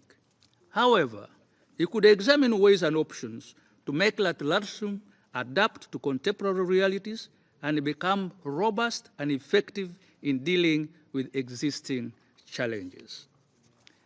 I would like to propose that we look at the following. One, we must endeavor to introduce inclusive reforms. Efforts must be undertaken to modernize the UN, the World Trade Organization, and many other institutions so that they better reflect the current realities.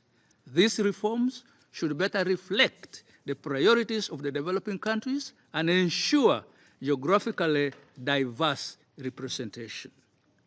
Two, we must adopt a multi-stakeholder approach involving NGOs, private actors, and civil society in global governance can foster more flexible and responsive solutions. Three, we should take advantage of technological advances. Digital tools and platforms can enable new forms of collaboration. However, we must remain wary of challenges of interference and data governance issues. Four, initiatives like the UN Foundation's Our Future Agenda are harnessing the energy and creativity of the youth to drive innovative solutions to sustainable development. Such initiatives must be supported. Five, the 2030 Agenda for Sustainable Development and the Pact for the Future provide a roadmap for renewed international cooperation, emphasizing equity and intergenerational responsibility. In conclusion, it is important to note that multilateralism, while facing significant challenges, remains indispensable for addressing global issues that transcend national borders. Its history demonstrates resilience and adaptability. Its future depends on the willingness of state and non-state actors to reimagine and to revitalize the system.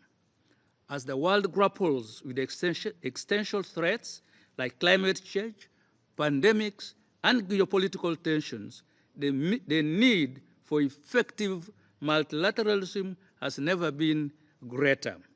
By embracing inclusivity, innovation, and solidarity, humanity can redefine what is possible together. I thank you, Mr. President. I thank you all for listening to me. 感谢奥东哥将军阁下的发言。现在请沙特阿拉伯外交部副大臣胡来吉先生阁下发言。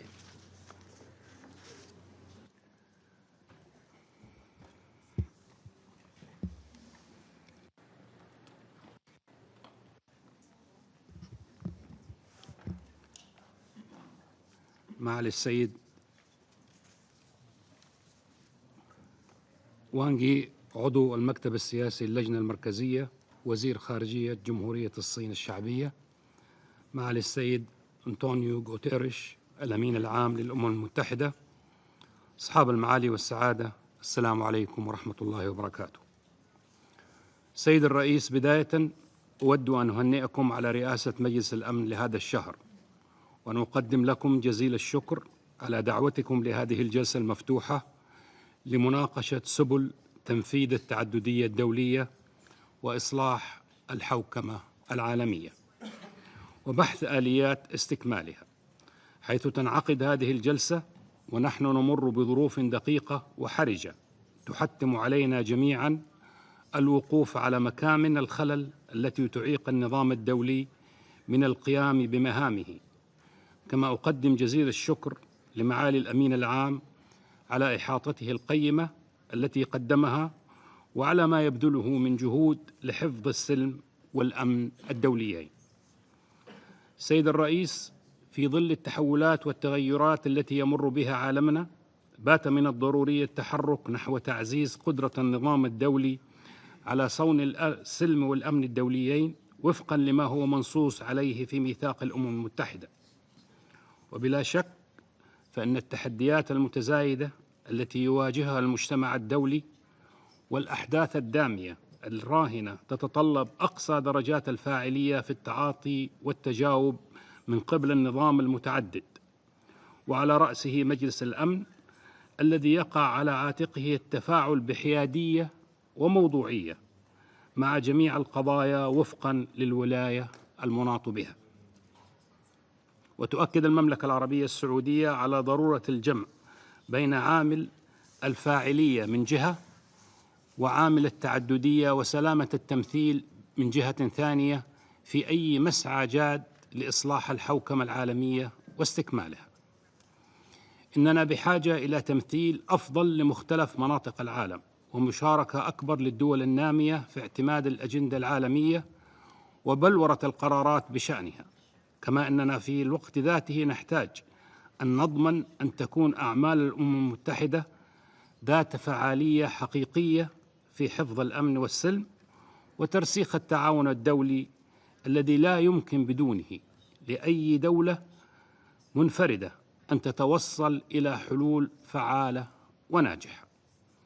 وفي هذا الإطار فإن المملكة العربية السعودية تعيد التأكيد على أن المفاوضات الحكومية الدولية حول إصلاح النظام المتعدد ينبغي أن تكون من خلال الجمعية العامة وفقاً لقرار الجمعية العامة 62/557 والذي تم اعتماده بتوافق الآراء.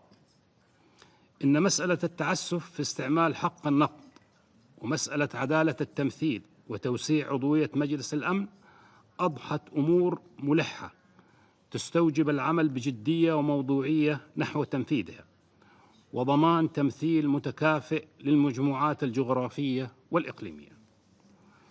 سيد الرئيس، نحن نشهد اليوم تنامياً في أزمة الثقة بقدرة الأمم المتحدة وهيئاتها وخاصة مجلس الأمن على الاطلاع بمسؤولياتها في حفظ السلم والأمن الدوليين وحل النزاعات بالطرق السلمية، وهذا يستدعي منا جميعاً تقييم الوضع الراهن الذي تتراجع فيه فعالية العمل الدولي متعدد الأطراف، وضرورة اقتراح أفضل السبل للإصلاح وتعزيز الفاعلية والتعددية والقدرة على الاستجابة السريعة لمواجهة الأزمات وتخطي العقبات. وبلا شك فإن جهود الفريق العامل المعني بالوثائق الإجرائية الأخرى IWG ومسار تحديث المذكرة 507 الخاصة بتطوير أساليب مجلس الأمن يمثلان خطوة في الاتجاه الصحيح نحو تحسين أساليب عمل مجلس الأمن، لا سيما في التبعيات السلبية لاستخدام حق النقد الفيتو في تحقيق السلم والأمن الدوليين. إن الاستخدام غير المبرر لحق النقد أثبت أن ذلك لا يخدم الأمن والسلم الدوليين ولا يتسق مع المقاصد العليا لميثاق الأمم المتحدة، وما نشهده من استمرار قتل الأبرياء المدنيين في قطاع غزة خير مثال على سوء استخدام حق النقد. إن المملكة العربية السعودية وانطلاقا من حرصها الدائم على تحقيق أهداف وغايات الأمم المتحدة في حفظ الأمن والسلم الدوليين تجدد دعوتها لإصلاح مجلس الأمن ليكون أكثر عدالة في تمثيل واقعنا اليوم وأكثر فاعلية في مواكبة تحولات وتطورات المجتمع الدولي، وأكثر كفاءة في معالجة تحدياته المشتركة. والمملكة على أهبة الاستعداد للتعاون مع بقية الدول الأعضاء في سبيل تحقيق هذا الهدف النبيل. وفي الختام، كل ثقة أن اجتماعنا هذا يقدم مساهمة في الجهود الهادفة إلى تقوية دور الأمم المتحدة والعمل الدولي المتعدد الأطراف وإصلاح الحوكمة العالمية. وشكرا سيد الرئيس. 谢谢胡来吉先生阁下的发言。下面我们有请古巴外交部副部长德克西奥先生阁下发言。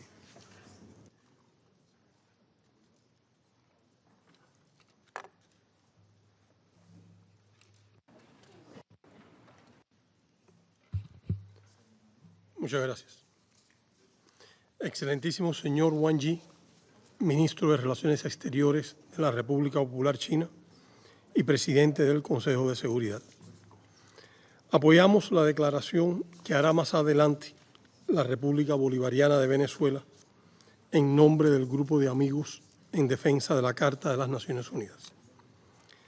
Valoramos altamente la iniciativa de convocar este debate abierto. Reconocemos el relevante papel de China en la defensa del multilateralismo, la diplomacia, el desarrollo global y la paz. Próximos a conmemorar el 80 aniversario de las Naciones Unidas, el mundo atraviesa una compleja coyuntura caracterizada por graves y crecientes amenazas a la paz y la seguridad internacionales y una progresiva erosión de los fundamentos sobre los que descansa esta organización. La reunión de hoy nos invita a reflexionar sobre su papel esencial en la preservación de la paz y la seguridad internacionales. Hemos sido testigos de la retirada de la mayor potencia mundial de organismos internacionales, con absoluto desprecio por la importante actividad que estos desempeñan. Somos testigos del apoyo y participación de esa gran potencia, sin reparos éticos ni morales, en la expansión del genocidio contra el pueblo palestino, de las declaraciones sobre planes de usurpación de tierras, limpieza étnica y anexión, de la elevación de la ideología racista y supremacista, de la vulneración de acuerdos ambientales para favorecer a las corporaciones transnacionales, sin tener en cuenta los riesgos para la sostenibilidad de la vida en nuestro planeta. Ante ese escenario desafiante, reafirmamos la importancia del papel de la Organización de las Naciones Unidas como principal baluarte para hacer frente a las amenazas mundiales e intentos de socavar la cooperación y el diálogo internacionales. El respeto pleno a los principios y propósitos de la Carta de la ONU y de las normas del derecho internacional, así como la defensa del multilateralismo, son imprescindibles en este escenario internacional cada vez más peligroso y complicado, en el que la seguridad y el bienestar de nuestras naciones enfrentan retos sin precedentes. Ratificamos el llamado a emprender con urgencia transformaciones profundas de la organización en beneficio de las generaciones presentes y futuras. De igual modo, nos oponemos a las tendencias hacia la privatización del organismo y que éste se convierta en instrumento representativo de los intereses de las grandes potencias y el gran capital transnacional. Es cada vez más evidente que el mundo requiere encaminarse hacia la construcción de un orden internacional nuevo, con la participación de todos. Un debate como este puede ayudar y Cuba tiene el compromiso de contribuir. Ha de ser un orden en el que todas las naciones tengan la oportunidad de aportar y estar realmente representadas en igualdad de condiciones. Debe ser un orden sostenible que promueva la paz, la seguridad de todos, la justicia social, la prosperidad equitativa, el respeto a la pluralidad cultural, étnica y religiosa, que promueva el acceso democrático a la ciencia y la tecnología y los derechos humanos para todos, no solo para élites privilegiadas, que se base en la solidaridad, la cooperación y el respeto al derecho de cada país a escoger su sistema político, económico y social sin injerencia extranjera. Debe revitalizarse y fortalecerse el papel de la Asamblea General, sin intromisiones del Consejo de Seguridad en su labor.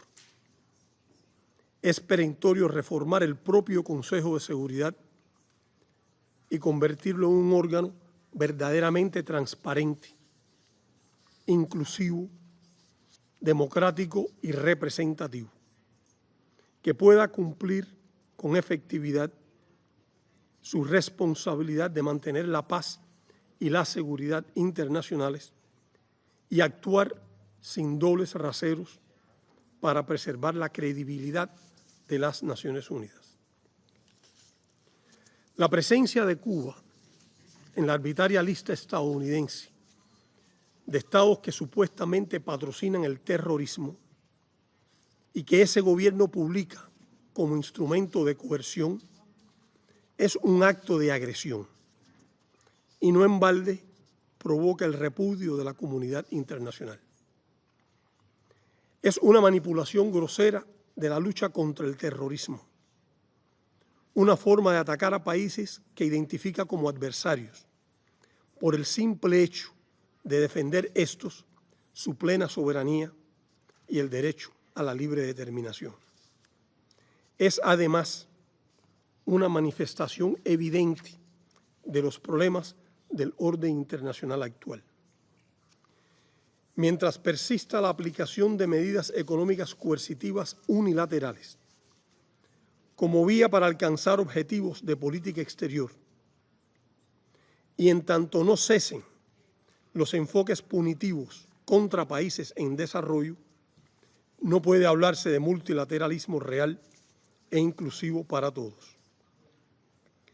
Desde Cuba hemos apoyado las iniciativas globales propuestas por China, que son expresión de su voluntad de defender la paz en el mundo, el diálogo y la cooperación internacionales, la igualdad entre las naciones y los pueblos, y la complementariedad, así como el rechazo al hegemonismo y las medidas de coerción económica. La humanidad precisa de solidaridad, cooperación y diálogo, y menos egoísmo, imposición y coerción. Merece un compromiso firme y renovado con el multilateralismo para garantizar la convivencia pacífica, preservar la paz y la seguridad internacionales y encontrar soluciones duraderas a los problemas sistémicos. En ese empeño siempre se podrá contar con Cuba. Muchas gracias. 我感谢德科西奥先生阁下的发言。我现在请斯洛伐克外交和欧盟事务国际组织和人权事务司司长罗索扎先生阁下发言。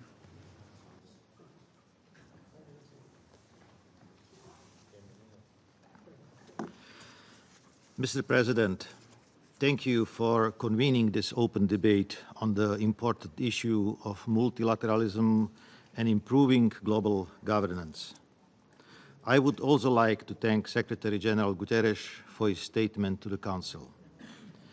The theme of today's debate is of utmost relevance for all of us and all of our citizens. We all share a common interest in a workable international system, particularly in the context of international peace and security. And we all should continue to make every effort to further the peaceful purposes of the United Nations.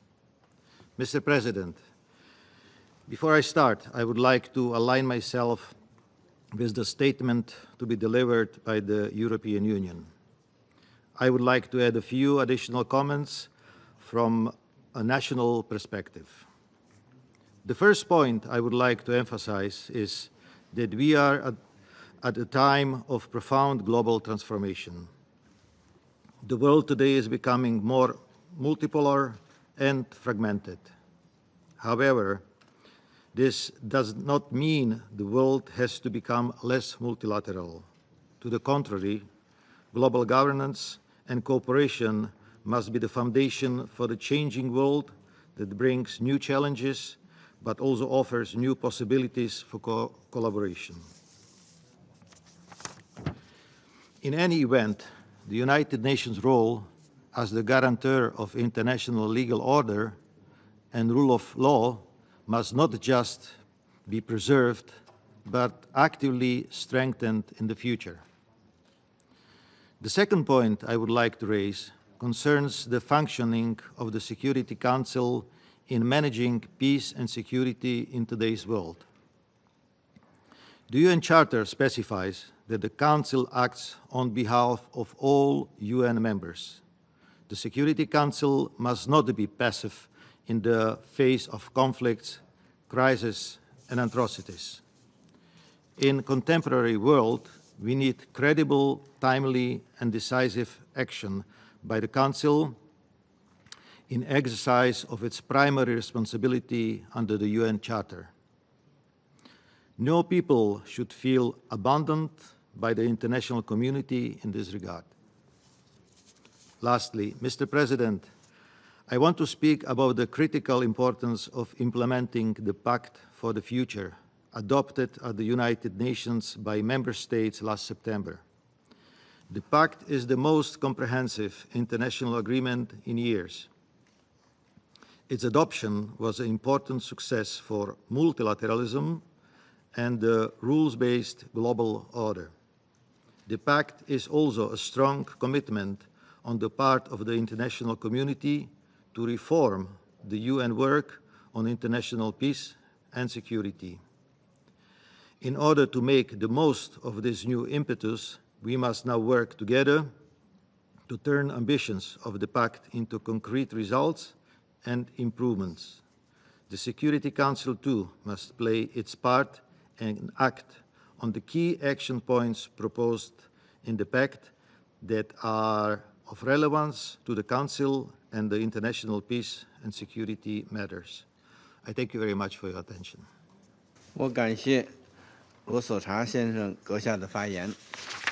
我现在请乌克兰外交部副部长别查女士阁下发言。Mr. President, Ukraine commends the initiative of the Presidency of China to hold this important debate and takes note of the briefest presentations. As it rightly pointed out in the concept paper for this debate, our world has entered a new period of turbulence and changes. This means, in particular, that the foundations of multilateralism that was supposed to be the bedrock of the global security and stability are under immense strain. The Russian Federation's war of aggression against Ukraine is among the starkest manifestations of this crisis. The very institutions, first and foremost the UN, rooted in international law and designed to prevent such conflicts, unfortunately failed to stop the aggressor. It is true, as the concept note reminds, that thanks to the UN efforts, no new world war has happened.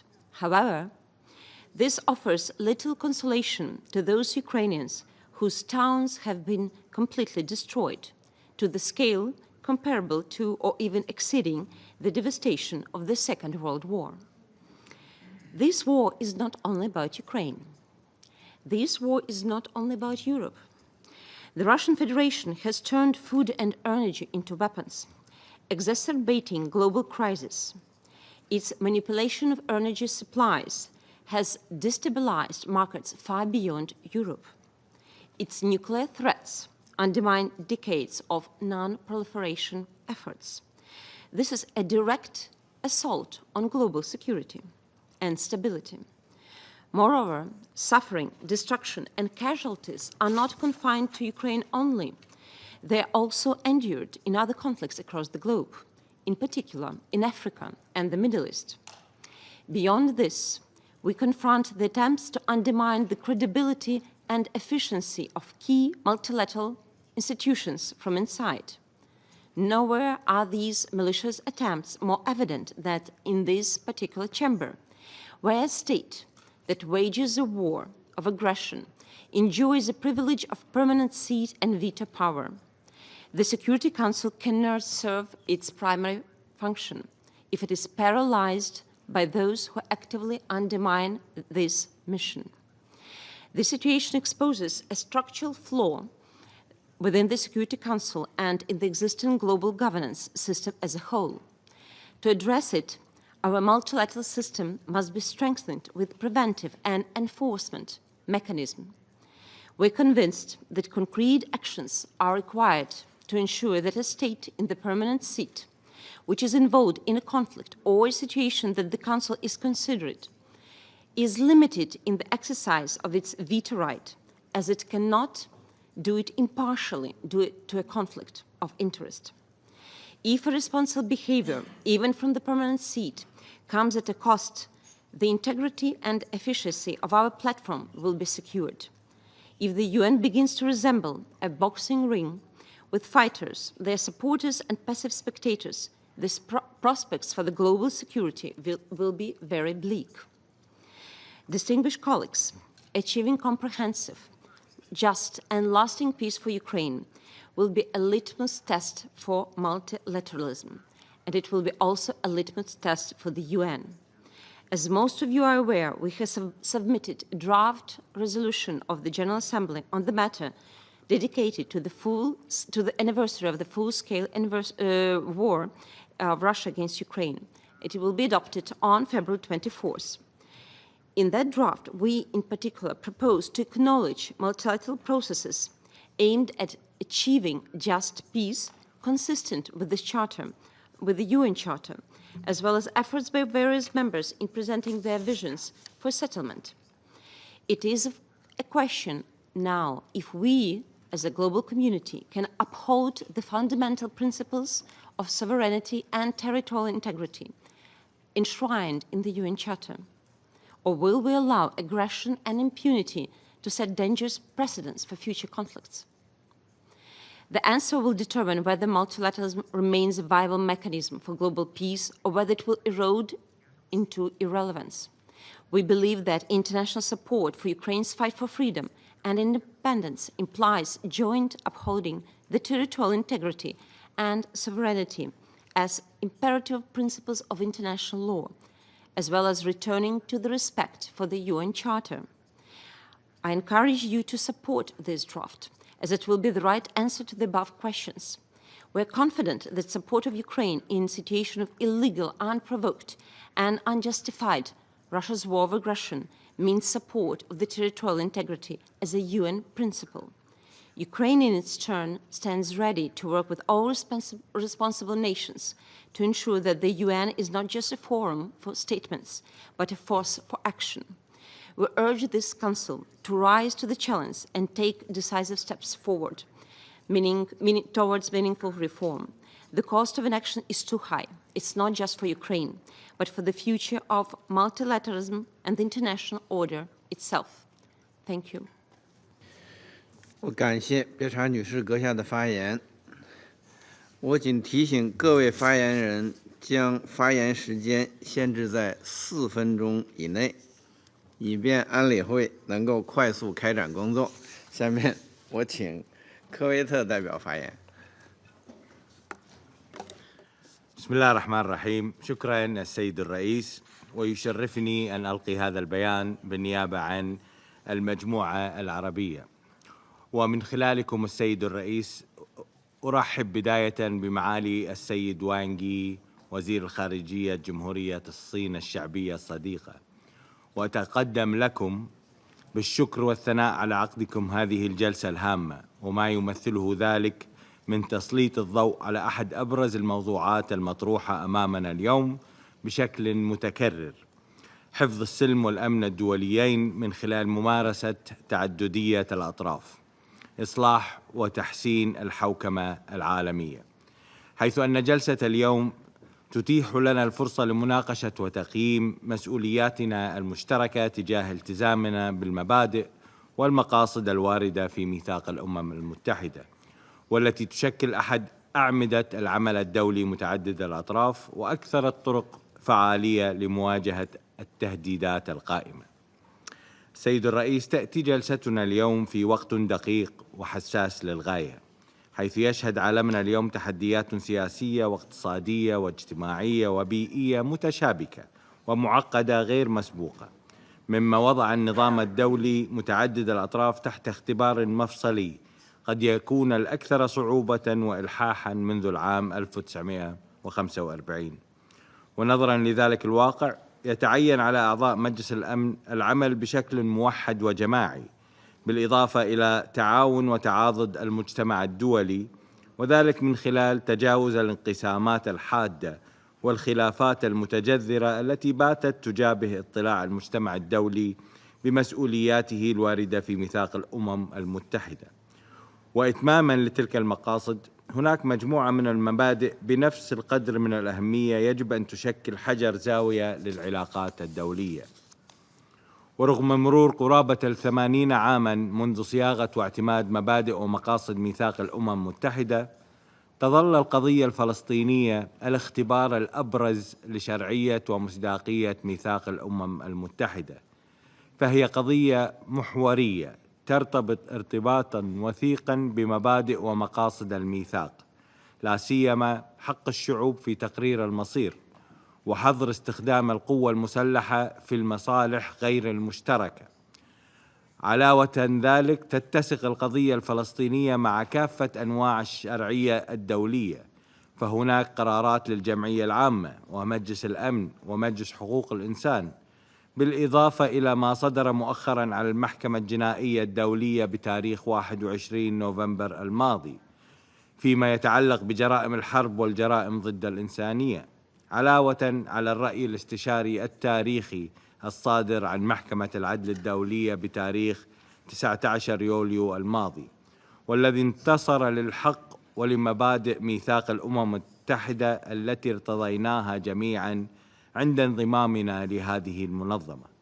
ومع ذلك، فإن استمرار الاحتلال في انتهاك القوانين والأعراف الدولية لعقود دون مساءلة يبعث رسالة خطيرة ستتوارثها الأجيال القادمة حول فعالية وقدرة النظام الدولي.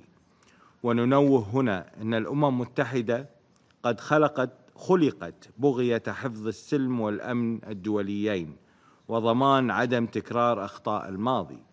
ومن هذا المنطلق لا يمكننا التغاضي عن التحدي الممنهج للميثاق، فضلاً عن الممارسات الأحادية التي تتنافى مع كافة الأعراف والقوانين الدولية، لا سيما في ظل إمعان القوة القائمة بالاحتلال في الاعتداءات الوحشية والبربرية وحلمها البائس في الدعوة للتهجير القسري للشعب الفلسطيني الشقيق، الأمر الذي يهدد الاستقرار الإقليمي ويعوق جهود تحقيق السلام الدائم.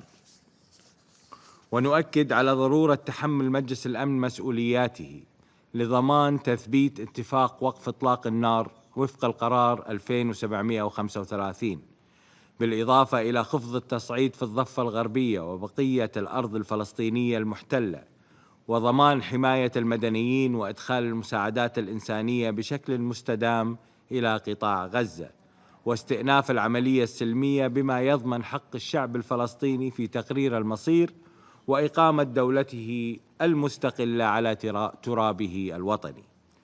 ولا يجب أن ننسى أن ما شاهدناه نهاية العام الماضي في الكنيست الإسرائيلي بشأن التشريعات التي تم اعتمادها لحظر عمل وكالة الأونروا في الأرض الفلسطينية المحتلة ما هو إلا نتيجة مباشرة لغياب المحاسبة للتعدي على كافة الأعراف الدولية منذ ما يفوق العام. ولا بد أن يعلم الجميع بأن هذا الفعل يشكل مخالفة واضحة وجلية للمادة 95 من ميثاق الأمم المتحدة. سيد الرئيس، لا تزال الأدوات الواردة في ميثاق الأمم المتحدة المعنية بصيانة السلم والأمن الدوليين رهينة وحدة وتوافق أعضاء مجلس الأمن، فقد شهدنا عبر السنوات والعقود الماضية عجز المجلس عن الاطلاع بمسؤولياته نحو حل بعض الأزمات نتيجة الخلافات الجيوسياسية، علاوة على مواصلة سوء استخدام حق النقض الفيتو. وبناء على ذلك ندعو أعضاء مجلس الأمن إلى الاطلاع بمسؤولياتهم، حيث أن عضويتهم تترتب عليها مسؤولية كبيرة يجب أن تؤخذ على محمل الجد، وأن تكون آلية اتخاذ قراراتهم مبنية بشكل شامل وشفاف وكفؤ وفعال وديمقراطي لمواجهة جميع المخاطر والتحديات القائمة والمستقبلية. وعليهم أيضاً اتخاذ كافة التدابير لضمان احترام قراراتهم وتنفيذها بالكامل، وخاصة فيما يتعلق بالقضية الفلسطينية دون استثناء أي من تلك الأدوات، بما في ذلك تلك التي يكفلها الفصل 7 من الميثاق. إضافة إلى المقاصد والمبادئ الواردة في الميثاق، لا تزال هناك مجموعة من الأدوات في الميثاق التي لو تم تفعيلها بصورتها المرجوة من قبل أعضاء مجلس الأمن لتمت معالجة الكثير من التحديات الإقليمية والدولية. ففي الفصل 6 نجد أداة هامة رامية لتسوية النزاعات، والتي يتعين على المجلس تفعيلها بشكل أكبر، وذلك عبر الطرق السلمية ومن خلال المفاوضات والوساطة والتحكيم أو غيرها من الوسائل السلمية التي يقع عليها الاختيار. ونؤكد في هذا السياق على أهمية إيلاء التدابير الوقائية اهتماماً أكبر من قبل المجلس بهدف منع نشوب النزاعات من خلال التعاطي مع الأزمات في مراحلها الأولية.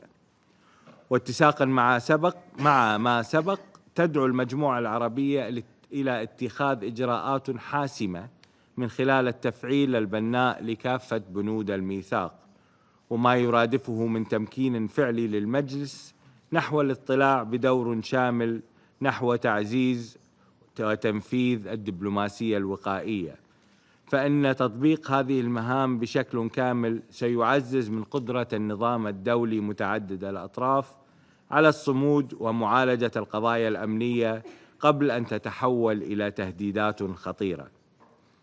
ختاماً السيد الرئيس، تؤكد المجموعة العربية تمسكها التام بالنظام الدولي متعدد الأطراف، علاوة على حرصها على تعزيز التعاون البناء بين الدول الأعضاء لتحقيق الأمن والاستقرار العالمي، بالإضافة إلى دور الأمم المتحدة في ضمان تحقيق العدالة والمساواة لجميع الدول والشعوب، ودعمها للجهود النبيلة والمساعي الحميدة للأمم المتحدة في إطار ركائزها الثلاث الأساسية: السلم والأمن والتنمية المستدامة وحقوق الإنسان.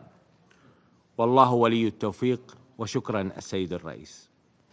我感谢科威特代表的发言，下面我请哈萨克斯坦代表发言。 Mr. President, Excellencies, distinguished delegates, I extend my sincere congratulations to China on assuming the presidency of the Security Council. I commend the Chinese delegation for fostering a reflective dialogue on 80 years of multilateralism at a time when the world faces growing geopolitical tensions, economic instability, and rapid technological change. My President of Kazakhstan, Kassym-Jomart Tokayev, has consistently emphasized that the United Nations remains unparalleled as the sole universal organization serving as the cornerstone of global cooperation and progress. Kazakhstan has called for multilateral institutions to evolve, becoming agile, inclusive, and representative to meet contemporary challenges. These include advancing solutions to climate change, combating cyber threats, addressing pandemics, and navigating the rise of emerging technologies. For this, sustainable financing and clear purpose-driven framework are essential. Strengthening the United Nations and reforming the Security Council is central to global progress. Kazakhstan supports initiatives to make the Council more effective and inclusive by ensuring equitable regional representation, particularly for middle powers and developing nations, and fostering greater collaboration with regional security mechanisms. This will enable more coordinated responses to global crises. The Pact for the Future offers a pivotal opportunity to reform global governance. It advocates for greater inclusion of developing nations in the decision-making process, the establishment of resilient financial and debt relief systems, and robust climate financing frameworks to advance sustainable development.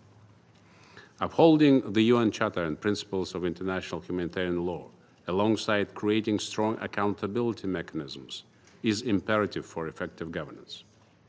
Kazakhstan's commitment to multilateralism is evident in its peace and security efforts. As a global leader in nuclear non-proliferation, we voluntarily renounced nuclear weapons, played a key role in the creation of nuclear weapon-free zone in Central Asia. Our peace-building initiatives, such as the Astana peace process on Syria, the International Fund for Saving the Aral Sea, and platforms like Shanghai Cooperation Organization, Conference on Interaction and Confidence Building in Asia, and C5+1 formats further demonstrate Kazakhstan's proactive role in fostering regional and global stability. We advocate for greater access to technology, digital infrastructure, and capacity building for nations in special situations, including landlocked developing countries, least developed countries, and small island developing states. This is essential for building resilience against contemporary threats and accelerating their development. Kazakhstan also emphasizes stronger regional collaboration for sustainable development in Central Asia. We urge partnerships between the UN, international financial institutions, and the private sector to drive progress on sustainable development goals. Central Asia's strategic role as a stability hub and connectivity bridge between East and West must be strengthened.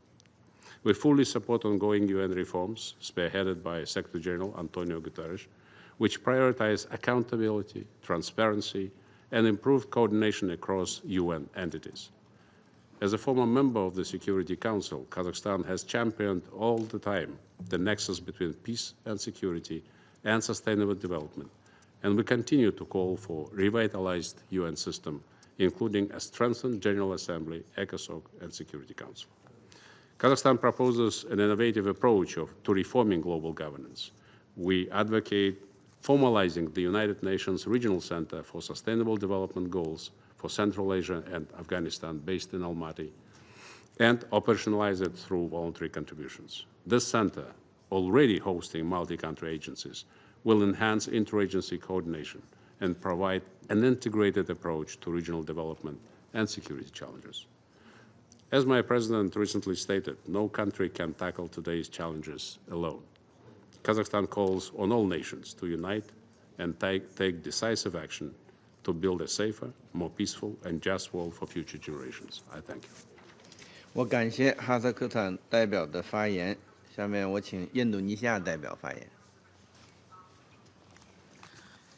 Mr. President, I thank China for convening this meeting and the Secretary General for his briefing. This meeting is truly timely. The need for reform has never been greater from the day the UN was established. And let us start with a frank assessment. The multilateral system today is in profound crisis. The absence of a major global war does not mean that peace prevails.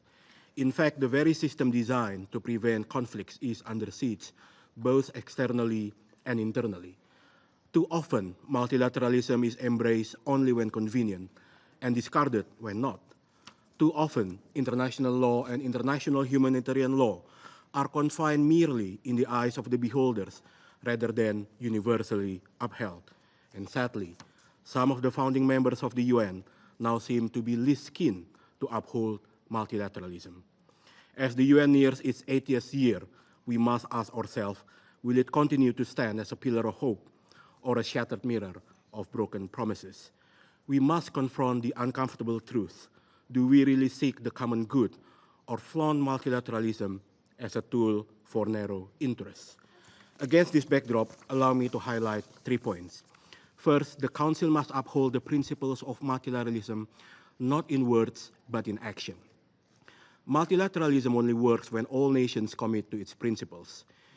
Yet the Council's failure in stopping humanitarian catastrophes from Gaza to Sudan, from Ukraine to Myanmar, expose a harsh reality. Selective multilateralism is no multilateralism at all. We must shift our paradigm from the pursuit of hegemony to one of collective peace and shared prosperity. This requires upholding the principles of inclusivity, equality, solidarity, and true partnership. Second, the Council must restore the sanctity of international law. Double standard and selective application of international law are increasingly becoming the new normal. This shall not continue to happen. It breeds cynicism, erodes trust in the multilateral system, tearing down the very foundation of global order. One of the core issues is whether the veto has been used to uphold or sidestep international law and international humanitarian law. Has the veto become part of the solution or part of the problem? Are there enough safeguards in place to ensure accountability, to ensure impunity is applied to all? There are indeed many pertinent questions. All demand answer. And this leads me to the third point. The Council must lead the way in reforming our multilateral system. The world is changing, conflicts are changing, and so must our approach. We must rethink outdated structures and address the imbalances in decision-making. Indonesia remains committed to advocating for a reformed Security Council that is more fit for purpose, more representative, and more effective in addressing the new realities. However, reform must not stop at the Council itself. To strengthen global responses, we must also improve how the Council connects with other UN bodies, including the complementarity authority of the General Assembly. Mr. President, the UN 80th anniversary is not a time for complacency. It is a call to urgent action. It is time for us to push for real and meaningful reform, including by implementing the Pact for the Future, so that the UN can remain relevant in the next 80 years ahead. Thank you. 我感谢印度尼西亚代表的发言。下面我请罗马尼亚代表发言。 Thank you very much, Mr. President, and I would also like to thank you for convening this meeting on such a topical issue. We strongly believe in the validity and long-standing value of the principles and purposes enshrined in the UN Charter for the rules-based order with the United Nations at its center. In the journey since the creation of the United Nations, the world has witnessed an ebb and flow of attempts to erode the multilateral system created in 1945. The fundamental values of the UN Charter and international law stood the test of time because they were created on strong foundations: the sovereign equality of states, mutual cooperation, the obligation to settle any dispute through peaceful means, not force, and the resort to independent international courts to interpret and apply international law. Our international system also stands on solid ground with checks and balances that make possible to move forward with the three pillars of the United Nations action. No system is perfect, and the UN is no exception. However, it is not outdated. We must continue to strive for a UN that is more inclusive and more responsive to the current needs and realities. That is the only way to achieve an effective multilateralism based on international law and with the UN at its center. Any adjustment must be rooted in a constructive approach, one that wants to build, not to destroy. And we must not shy away from further reforming this organization, adapting it to present and future challenges, as long as we remain committed to the values and principles that founded the United Nations decades ago. Two recent examples serve as an inspiration. We negotiated a new treaty to protect biodiversity in the high seas. Many states, including Romania, have signed this important treaty and are in the process of ratifying it. And we will soon start negotiations for the first UN Convention to prevent and punish crimes against humanity. And we entered these negotiations in good faith with the idea to improve them, not to revise the fundamental rules, but rather to consolidate the legal framework. Mr. President, despite a new surge of global discontent with the multilateral system, effective multilateralism is the answer to our challenges. This is the key lesson learned for the past 80 years. We have the mechanisms to maintain international peace and security, to pave the way for development, and to ensure the protection of human rights. Our leaders collectively reinforced this pledge in the Pact for the Future, and the Pact is the most compelling reflection of our continued and resolute trust in the multilateral system and the need to bolster our efforts to ensure the United Nations is adequately equipped to respond to the most pressing issues of global governance. Mr. President, practicing multilateralism is respecting international law and rejecting any violation of sacred principles such as sovereignty, independence, and territorial integrity. They remain at the core of any effort, and they are also reflected in the upcoming General Assembly resolution on advancing a comprehensive, just, and lasting peace in Ukraine. Irrespective of the color of the flag, out of all 193 member states that are hoisted outside the headquarters of the United Nations, any attempt to violate these principles cannot be endorsed as business as usual. We stand up in the defense of the UN Charter principles, and this is the legacy of our forefathers, and this is the legacy we are expected to pass to future generations. Thank you very much, Mr. President. 我感谢罗马尼亚代表的发言。我下面请奥地利代表发言。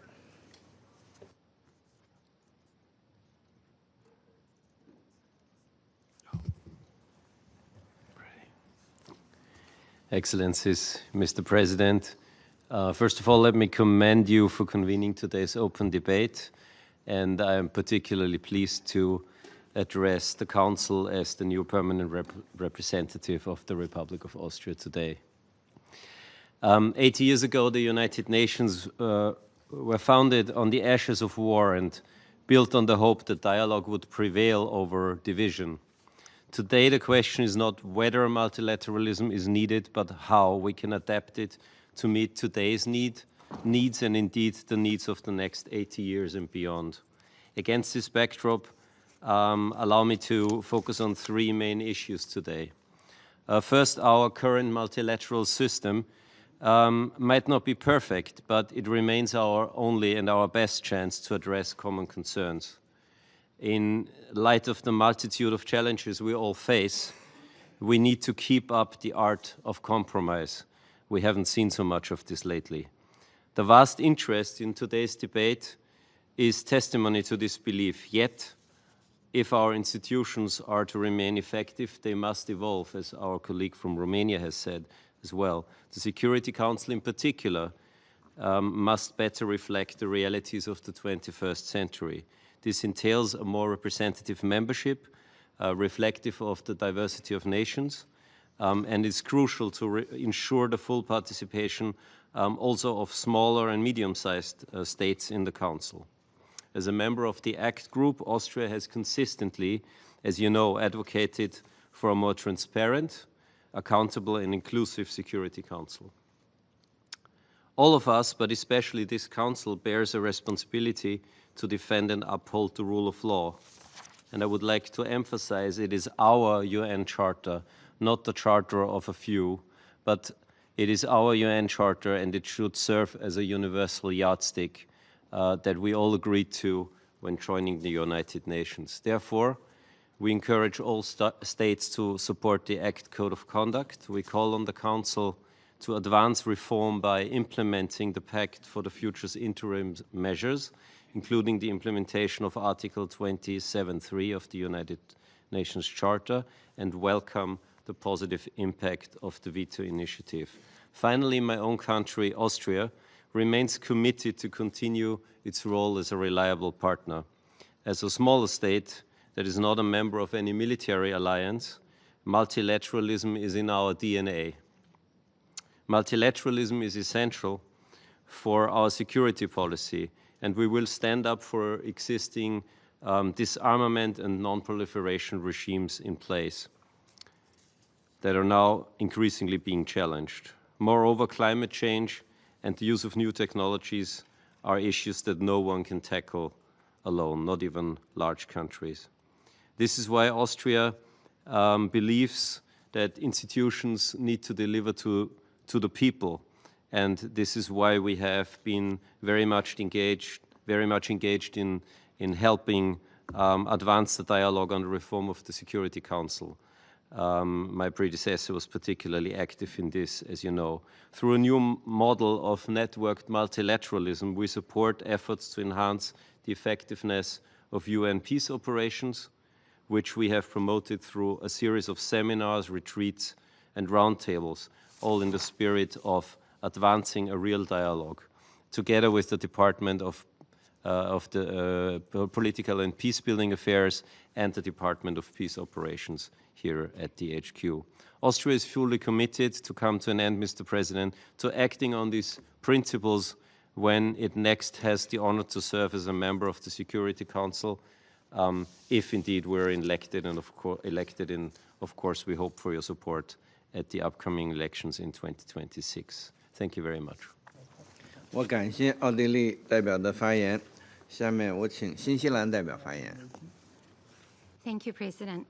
I have the honour to deliver this statement on behalf of a group of 61 member states: Albania, Australia, Austria, Bahrain, Belgium, Bosnia and Herzegovina, Bulgaria, Cape Verde, Canada, Costa Rica, Croatia, Czechia, Denmark, Dominican Republic, Djibouti, Ecuador, El Salvador, Estonia, Fiji, Finland, Georgia, Germany, Guatemala, Jamaica, Jordan, Kuwait, Iceland, Ireland, Italy, Latvia, Liberia, Libya, Liechtenstein, Lithuania, Luxembourg, Maldives, Malta, Marshall Islands, Mexico, Moldova, Monaco, Netherlands, Norway, Palau, Poland,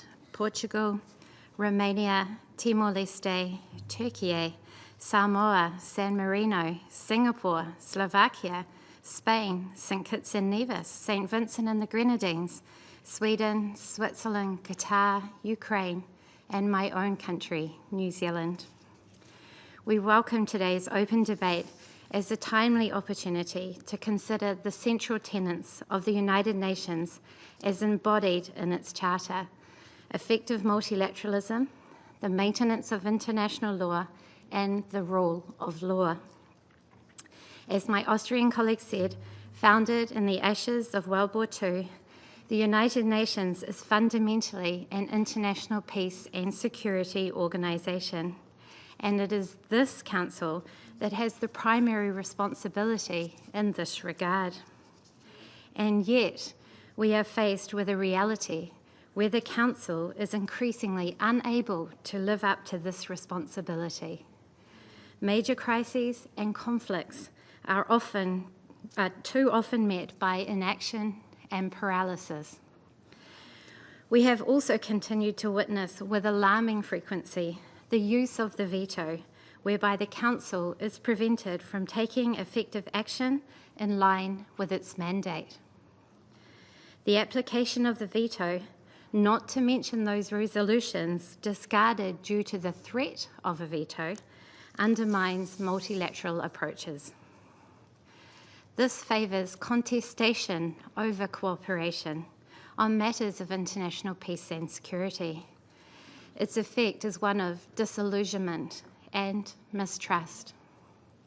President, despite their imperfections, we as a group remain committed to finding ways to contemporise our multilateral institutions so that they are best positioned to respond to the collective challenges we face, particularly as they relate to international peace and security. We are pleased that the Pact for the Future contains many elements that, when implemented, will better enable the Council to deliver on its mandate, a mandate that requires the Council to act on behalf of all of us. We have all agreed on the urgency of further and meaningful Security Council reform. The Pact calls for the full implementation of the Charter, highlighting Article 27.3, which obliges parties to a dispute to abstain from voting on relevant Chapter 6 resolutions. If any lack of clarity on the scope or definition of this clause is the reason this Charter obligation has not been honoured in full, it must be addressed as a matter of priority. Importantly, the Pact also includes language which aims to strengthen the relationship between this Council and the General Assembly. The General Assembly, where all 193 member states are represented, is the very embodiment of multilateralism. Under the Charter, the Security Council is afforded primary but not exclusive responsibility for international peace and security. Chapter 4 makes clear that the General Assembly too has a role and responsibility in this regard. The Pact is explicit on the ability of the Assembly to take action. General Assembly Resolutions 377 and 76/262 on the emergency special session and the veto initiative, respectively, established important platforms for action in the General Assembly. President, the Pact also requires us to revitalise the General Assembly while we work in tandem to reform this Council. Our goal must be to ensure that the UN as a whole is able to act on matters of international peace and security, fulfil the mandate we have given it by signing the Charter, and deliver for the people we serve. The Council and Assembly must work more closely as envisaged in the Charter and in the spirit of multilateralism. The General Assembly must strengthen its peace and security role when the Council cannot act. The recently published Assembly for Peace Handbook in the first place, and then open up the floor for questions. Wang Yi主任，王毅外长，请先致辞。I will speak Chinese. 今年是联合国成立80周年，当前世界面临挑战和风险是前所未有的，全球治理也处在一个重要的十字路口。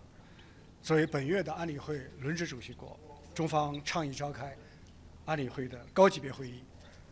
我们围绕践行多边主义、改革完善全球治理来进行讨论，目的就是推动各方重温联合国成立的初心，为践行多边主义凝聚共识，为加强全球治理注入新的动力。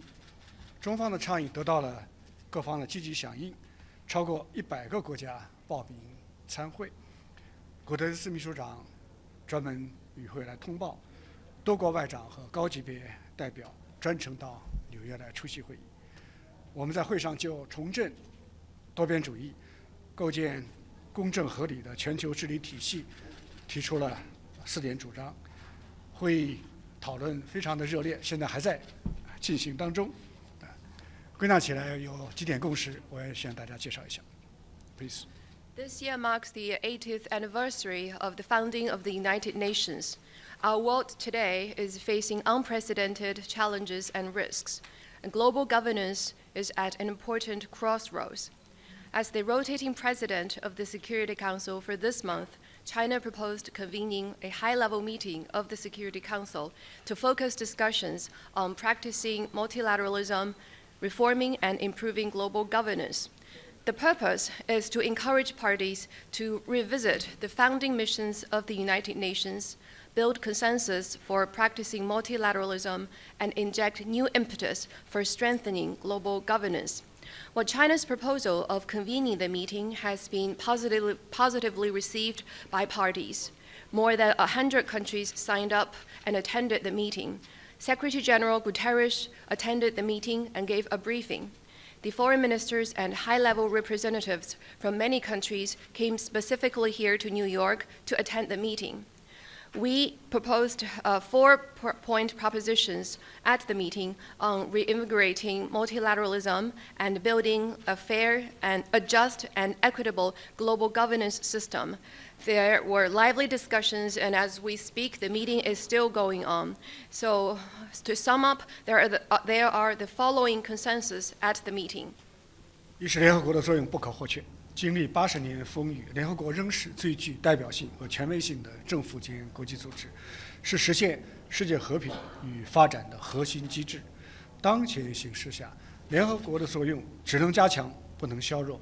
联合国的地位必须维护，不能取代。二是多边主义的潮流不可逆转，单边主义、保护主义不得人心，各国都要支持以联合国为核心的多边体系，遵守以联合国宪章宗旨为基础的国际关系基本准则，弘扬多边主义理念，重振多边主义精神。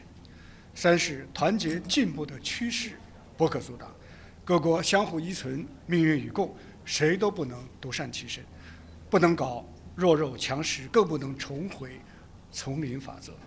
团结比分裂好，合作比对抗好，只有这样，各国才能共赢，世界才能实现和平和发展。四是改革完善全球治理，不容拖延，构建公正合理的全球治理体系，是国际社会的普遍期望，是应对全球性挑战的有效途径。要适应国际政治经济格局的新变化，提升全球南方的代表性，在改革中平衡反映大多数国家的意愿和利益。First, the role of the United Nations is irreplaceable. After traveling an extraordinary journey of 80 years, the United Nations remains the most representative and most authoritative intergovernmental international organization. It is a core mechanism for achieving world peace and development. Under the current circumstances, the role of the United Nations can only be strengthened. It must not be undermined. The stature of the United Nations must be safeguarded, not replaced. Secondly, the trend toward multilateralism is irreversible. Unilateralism and protectionism go against people's will. It is important for all countries to support the multilateral system with the United Nations at its center, abide by the purposes of the UN Charter, and abide by the basic norms governing the basic norms of international relations, and carry forward the philosophy of multilateralism and reinvigorate the spirit of multilateralism. Thirdly, the trend toward solidarity and progress is irreplaceable. Countries are interdependent and share the same future, and no country can go it alone. We must not allow the strong to bully the weak, still less revert to the law of the jungle. Solidarity is better than division, and cooperation is better than confrontation. Only solidarity and cooperation can deliver win-win results for all countries and can achieve peace and development in our world. Fourth, the reform and improvement of global governance must not be delayed. To build a just and equitable global governance system is the shared expectation of the international community, and it is an effective way to meet global challenges. It is important to adapt to the new changes in the international political and economic landscape, increase the representativeness of the global South, and better reflect the will and interests of the vast majority countries in a more balanced manner in the reform. 习近平主席提出的构建人类命运共同体的理念和全球发展倡议、全球安全倡议、全球文明倡议，是回应时代之问的中国答案，为改革和完善全球治理贡献了中国的智慧，得到了越来越多国家的理解和支持。刚才我在同秘书长会见的时候，他又再次重申了联合国对三大倡议的支持。无论国际形势如何变化，中国将坚持践行多边主义，坚守联合国的理想，坚定维护联合国的权威。我们愿意同各国一道，共同建设更加美好的未来。谢谢。 President Xi Jinping has proposed the vision of building a community with a shared future for mankind and the Global Development Initiative, Global Security Initiative, and Global Civilization Initiative. These represent China's answers to the question of our times and have contributed Chinese wisdom to reforming and improving global governance. These initiatives have received the support for more and more countries, and in my meeting with the Secretary General just now, he reaffirmed the United Nations support for the 3 major initiatives. No matter how the international landscape changes, China will stay committed to multilateralism, uphold the ideals of the United Nations, and firmly safeguard the authority of the United Nations. We stand ready to work with all countries to build a better future. Thank you. The floor is open for questions. 先请中国记者提问，这位。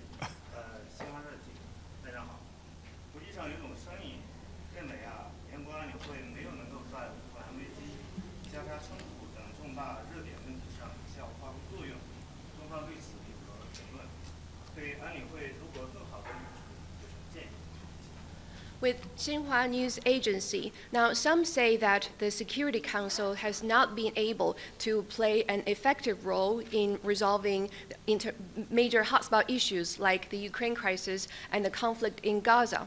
How does China comment on that, and what suggestions does China have for the Security Council to better fulfill its mandate?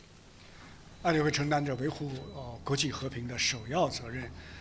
我们看到，近年来面对一些重大的危机和冲突，安理会确实需要更加及时地采取有效的行动。目前的这种状况不能够再继续下去了，应当以联合国成立80周年为契机，重温初心，与时俱进，更好地回应各国人民的期待。 Indeed, the Security Council has the primary responsibility of safeguarding international peace. And in recent years, in the face of some major crises and conflicts, indeed, the Security Council needs to take more effective and timely actions, and the current situation cannot continue anymore. The 80th anniversary of the United Nations is a good opportunity to revisit the founding missions and to keep up with the times and better respond to the expectations of people across the world. 首先是要天下为公，各国都有自己的利益和立场，但是既然进了安理会，就不能只考虑一己之私，而是要把国际社会的共同利益摆在最前面。 按照国际法和国际关系的基本准则，做出客观公正的判断，发挥积极正面的作用。 First, it's important to think for the greater good. Well, every country has its own interests and position, but as members of the Security Council, one can not only think for its own interest, but rather put the common interests of the international community above anything else and make objective and just assessment in keeping with the international law and the basic norms of international relations and play an active and positive role. 第二是要精诚合作，协商一致是安理会运作的重要的基础。但是我们看到，有的成员试图把安理会变成攻击指责的场所，把国际公器 变成地缘政治的工具，这违背了创始者的宗旨。重塑五常的团结，这是当务之急，要从开始开展建设性对话来做起。 Secondly, it is important to cooperate in good faith. Consensus building is an important foundation for the operation of the Security Council, but what we are seeing is that some members are trying to turn the Security Council into a place for finger pointing and to turn the international public instrument into a tool for geopolitics. That actually goes against the purpose of the founders. Now, to restore solidarity among the P5 is of pressing priority, and work could start with having constructive discussions. 第三是要言出必行。根据联合国的宪章，安理会通过的决议具有法律效力，应当不折不扣地执行。联合国全体会员国，尤其是安理会成员，都要重视这项国际义务，不能搞选择性的适用，更不能搞双重标准。Thirdly, it is important to match words with action. According to the UN Charter, the resolutions adopted by the Security Council are legally binding and they should be implemented without any discount. All member states of the United Nations, especially Security Council members, must take this international obligation seriously and not have selective application and still less apply double standards. 第四是要改革完善，中方支持继续通过广泛民主的协商，就包括安理会在内，联合国的改革寻求共识，使安理会更具代表性、更有行动力。我们也支持做出特殊安排，优先解决对非洲的历史不公。中方作为联合国创始会员国和安理会常任理事国，我们将始终为构建一个适应21世纪需要的安理会来发挥我们建设性的作用。谢谢。And fourth, it is important to have reform and improvement. China supports continued broad-based and democratic consultation to seek consensus on the reform of the UN, including that of the Security Council, so as to make the Council more representative and more action-oriented. We also support making special arrangements to address the historical injustice suffered by Africa on a priority basis. While China is a founding member of the United Nations and a permanent member of the UN Security Council, we will always play a constructive role for building a Security Council that meets the need of the 21st century. Thank you. 请这位绿衣服的女士。You have spoken about defending the UN Charter, multilateralism, but we have seen so far that the Security Council has failed up until earlier this year when the ceasefire agreement was adopted to end the war in Gaza. Now we hear statements about forcefully displacing Palestinians from Gaza, fear and concern of annexation of the West Bank has become very real and concrete. What tools are left for the Council to stop any of these two things from happening? And if they do happen, is this the end of the international rules-based order? 来自半岛电视台，您谈到要捍卫联合国的宪章以及多边主义，但是直到今年早些时候达成加沙停火协议之前，安理会未能采取有效行动来终止加沙的战争。我们看到有一些言论要将加沙人清空，要将西岸兼并。那么安理会是否有足够的工具来停止这场战争？那这对基于规则的秩序又有什么影响？你不仅提出了问题，还发表你的看法。我认为这实际上代表了很多阿拉伯国家的共同的声音。我对此是表示同意的。Well, thank you for this very important question, and I think this represents the voice of many Arab countries, and I agree with you. 虽然当前各方关注乌克兰问题，但是我要说的是，这个世界上不仅仅只有乌克兰的问题，还有很多，包括像加沙危机在内的诸多的热点的问题，都需要引起国际社会的高度的重视，都不能够被边缘化。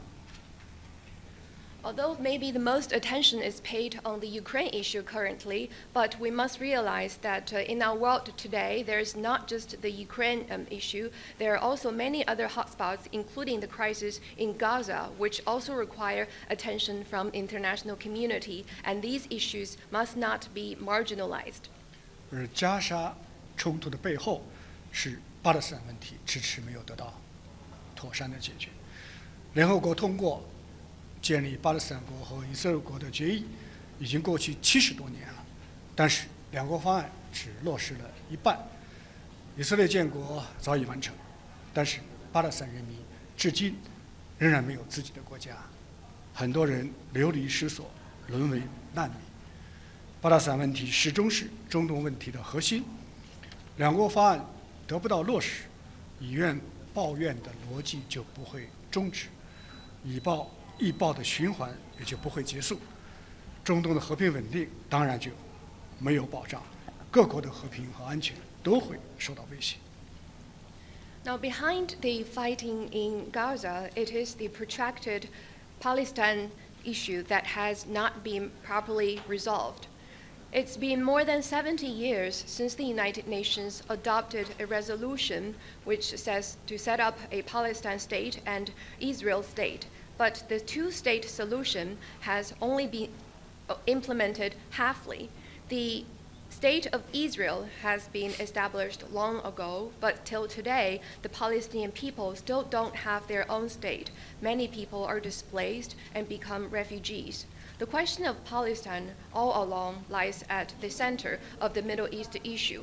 If the two-state solution cannot be implemented, then the logic of meeting hatred with hatred will not stop, and the cycle of meeting violence with violence will not end. And the peace and stability in the Middle East will not be guaranteed, and the peace and security of all countries will be put in jeopardy. 为此，中方要在这座联合国大厦里发声呼吁，各方要加快推进两国方案，支持建立以1967年边界为基础的独立的巴勒斯坦国。巴勒斯坦各派要真正落实《北京宣言》，实现团结自强。中东各方要跨越分歧，支持八方建国。联合国要采取行动，接纳巴勒斯坦为正式的会员国。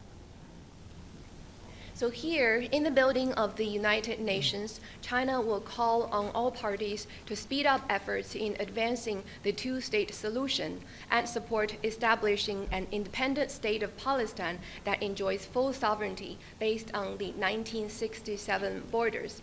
The Palestine parties should truly implement the Beijing Declaration and seek strength through unity. And the parties in the Middle East need to overcome their differences and support establishing a state of Palestine. For the United Nations, it needs to take actions and accept the Palestine as a full member. 加沙是巴勒斯坦人民的家园，是巴勒斯坦领土的一部分，不应当成为国际政治的牺牲品。当事方应该持续地落实停火协议，并且以建设性的态度推进后续的谈判。加沙的战后治理应当坚持8人治8的原则，同两国方案相互衔接，最终实现巴以双方的和平共存，中东的长治久安。谢谢。Gaza is the homeland of the Palestinian people. It is part of the Palestine territory. It should not be a sacrifice in international politics. The parties concerned should continue to implement the ceasefire agreement and advance the follow-up negotiations in a constructive manner. The post-war governance in Gaza should be guided by the principle of Palestinians governing Palestine and should be advanced in tandem with the two-state solution so as to realize the peaceful coexistence of Palestine and Israel and achieve enduring peace and security in the Middle East. Thank you. We have to conclude here because of his tight schedule. Thank you.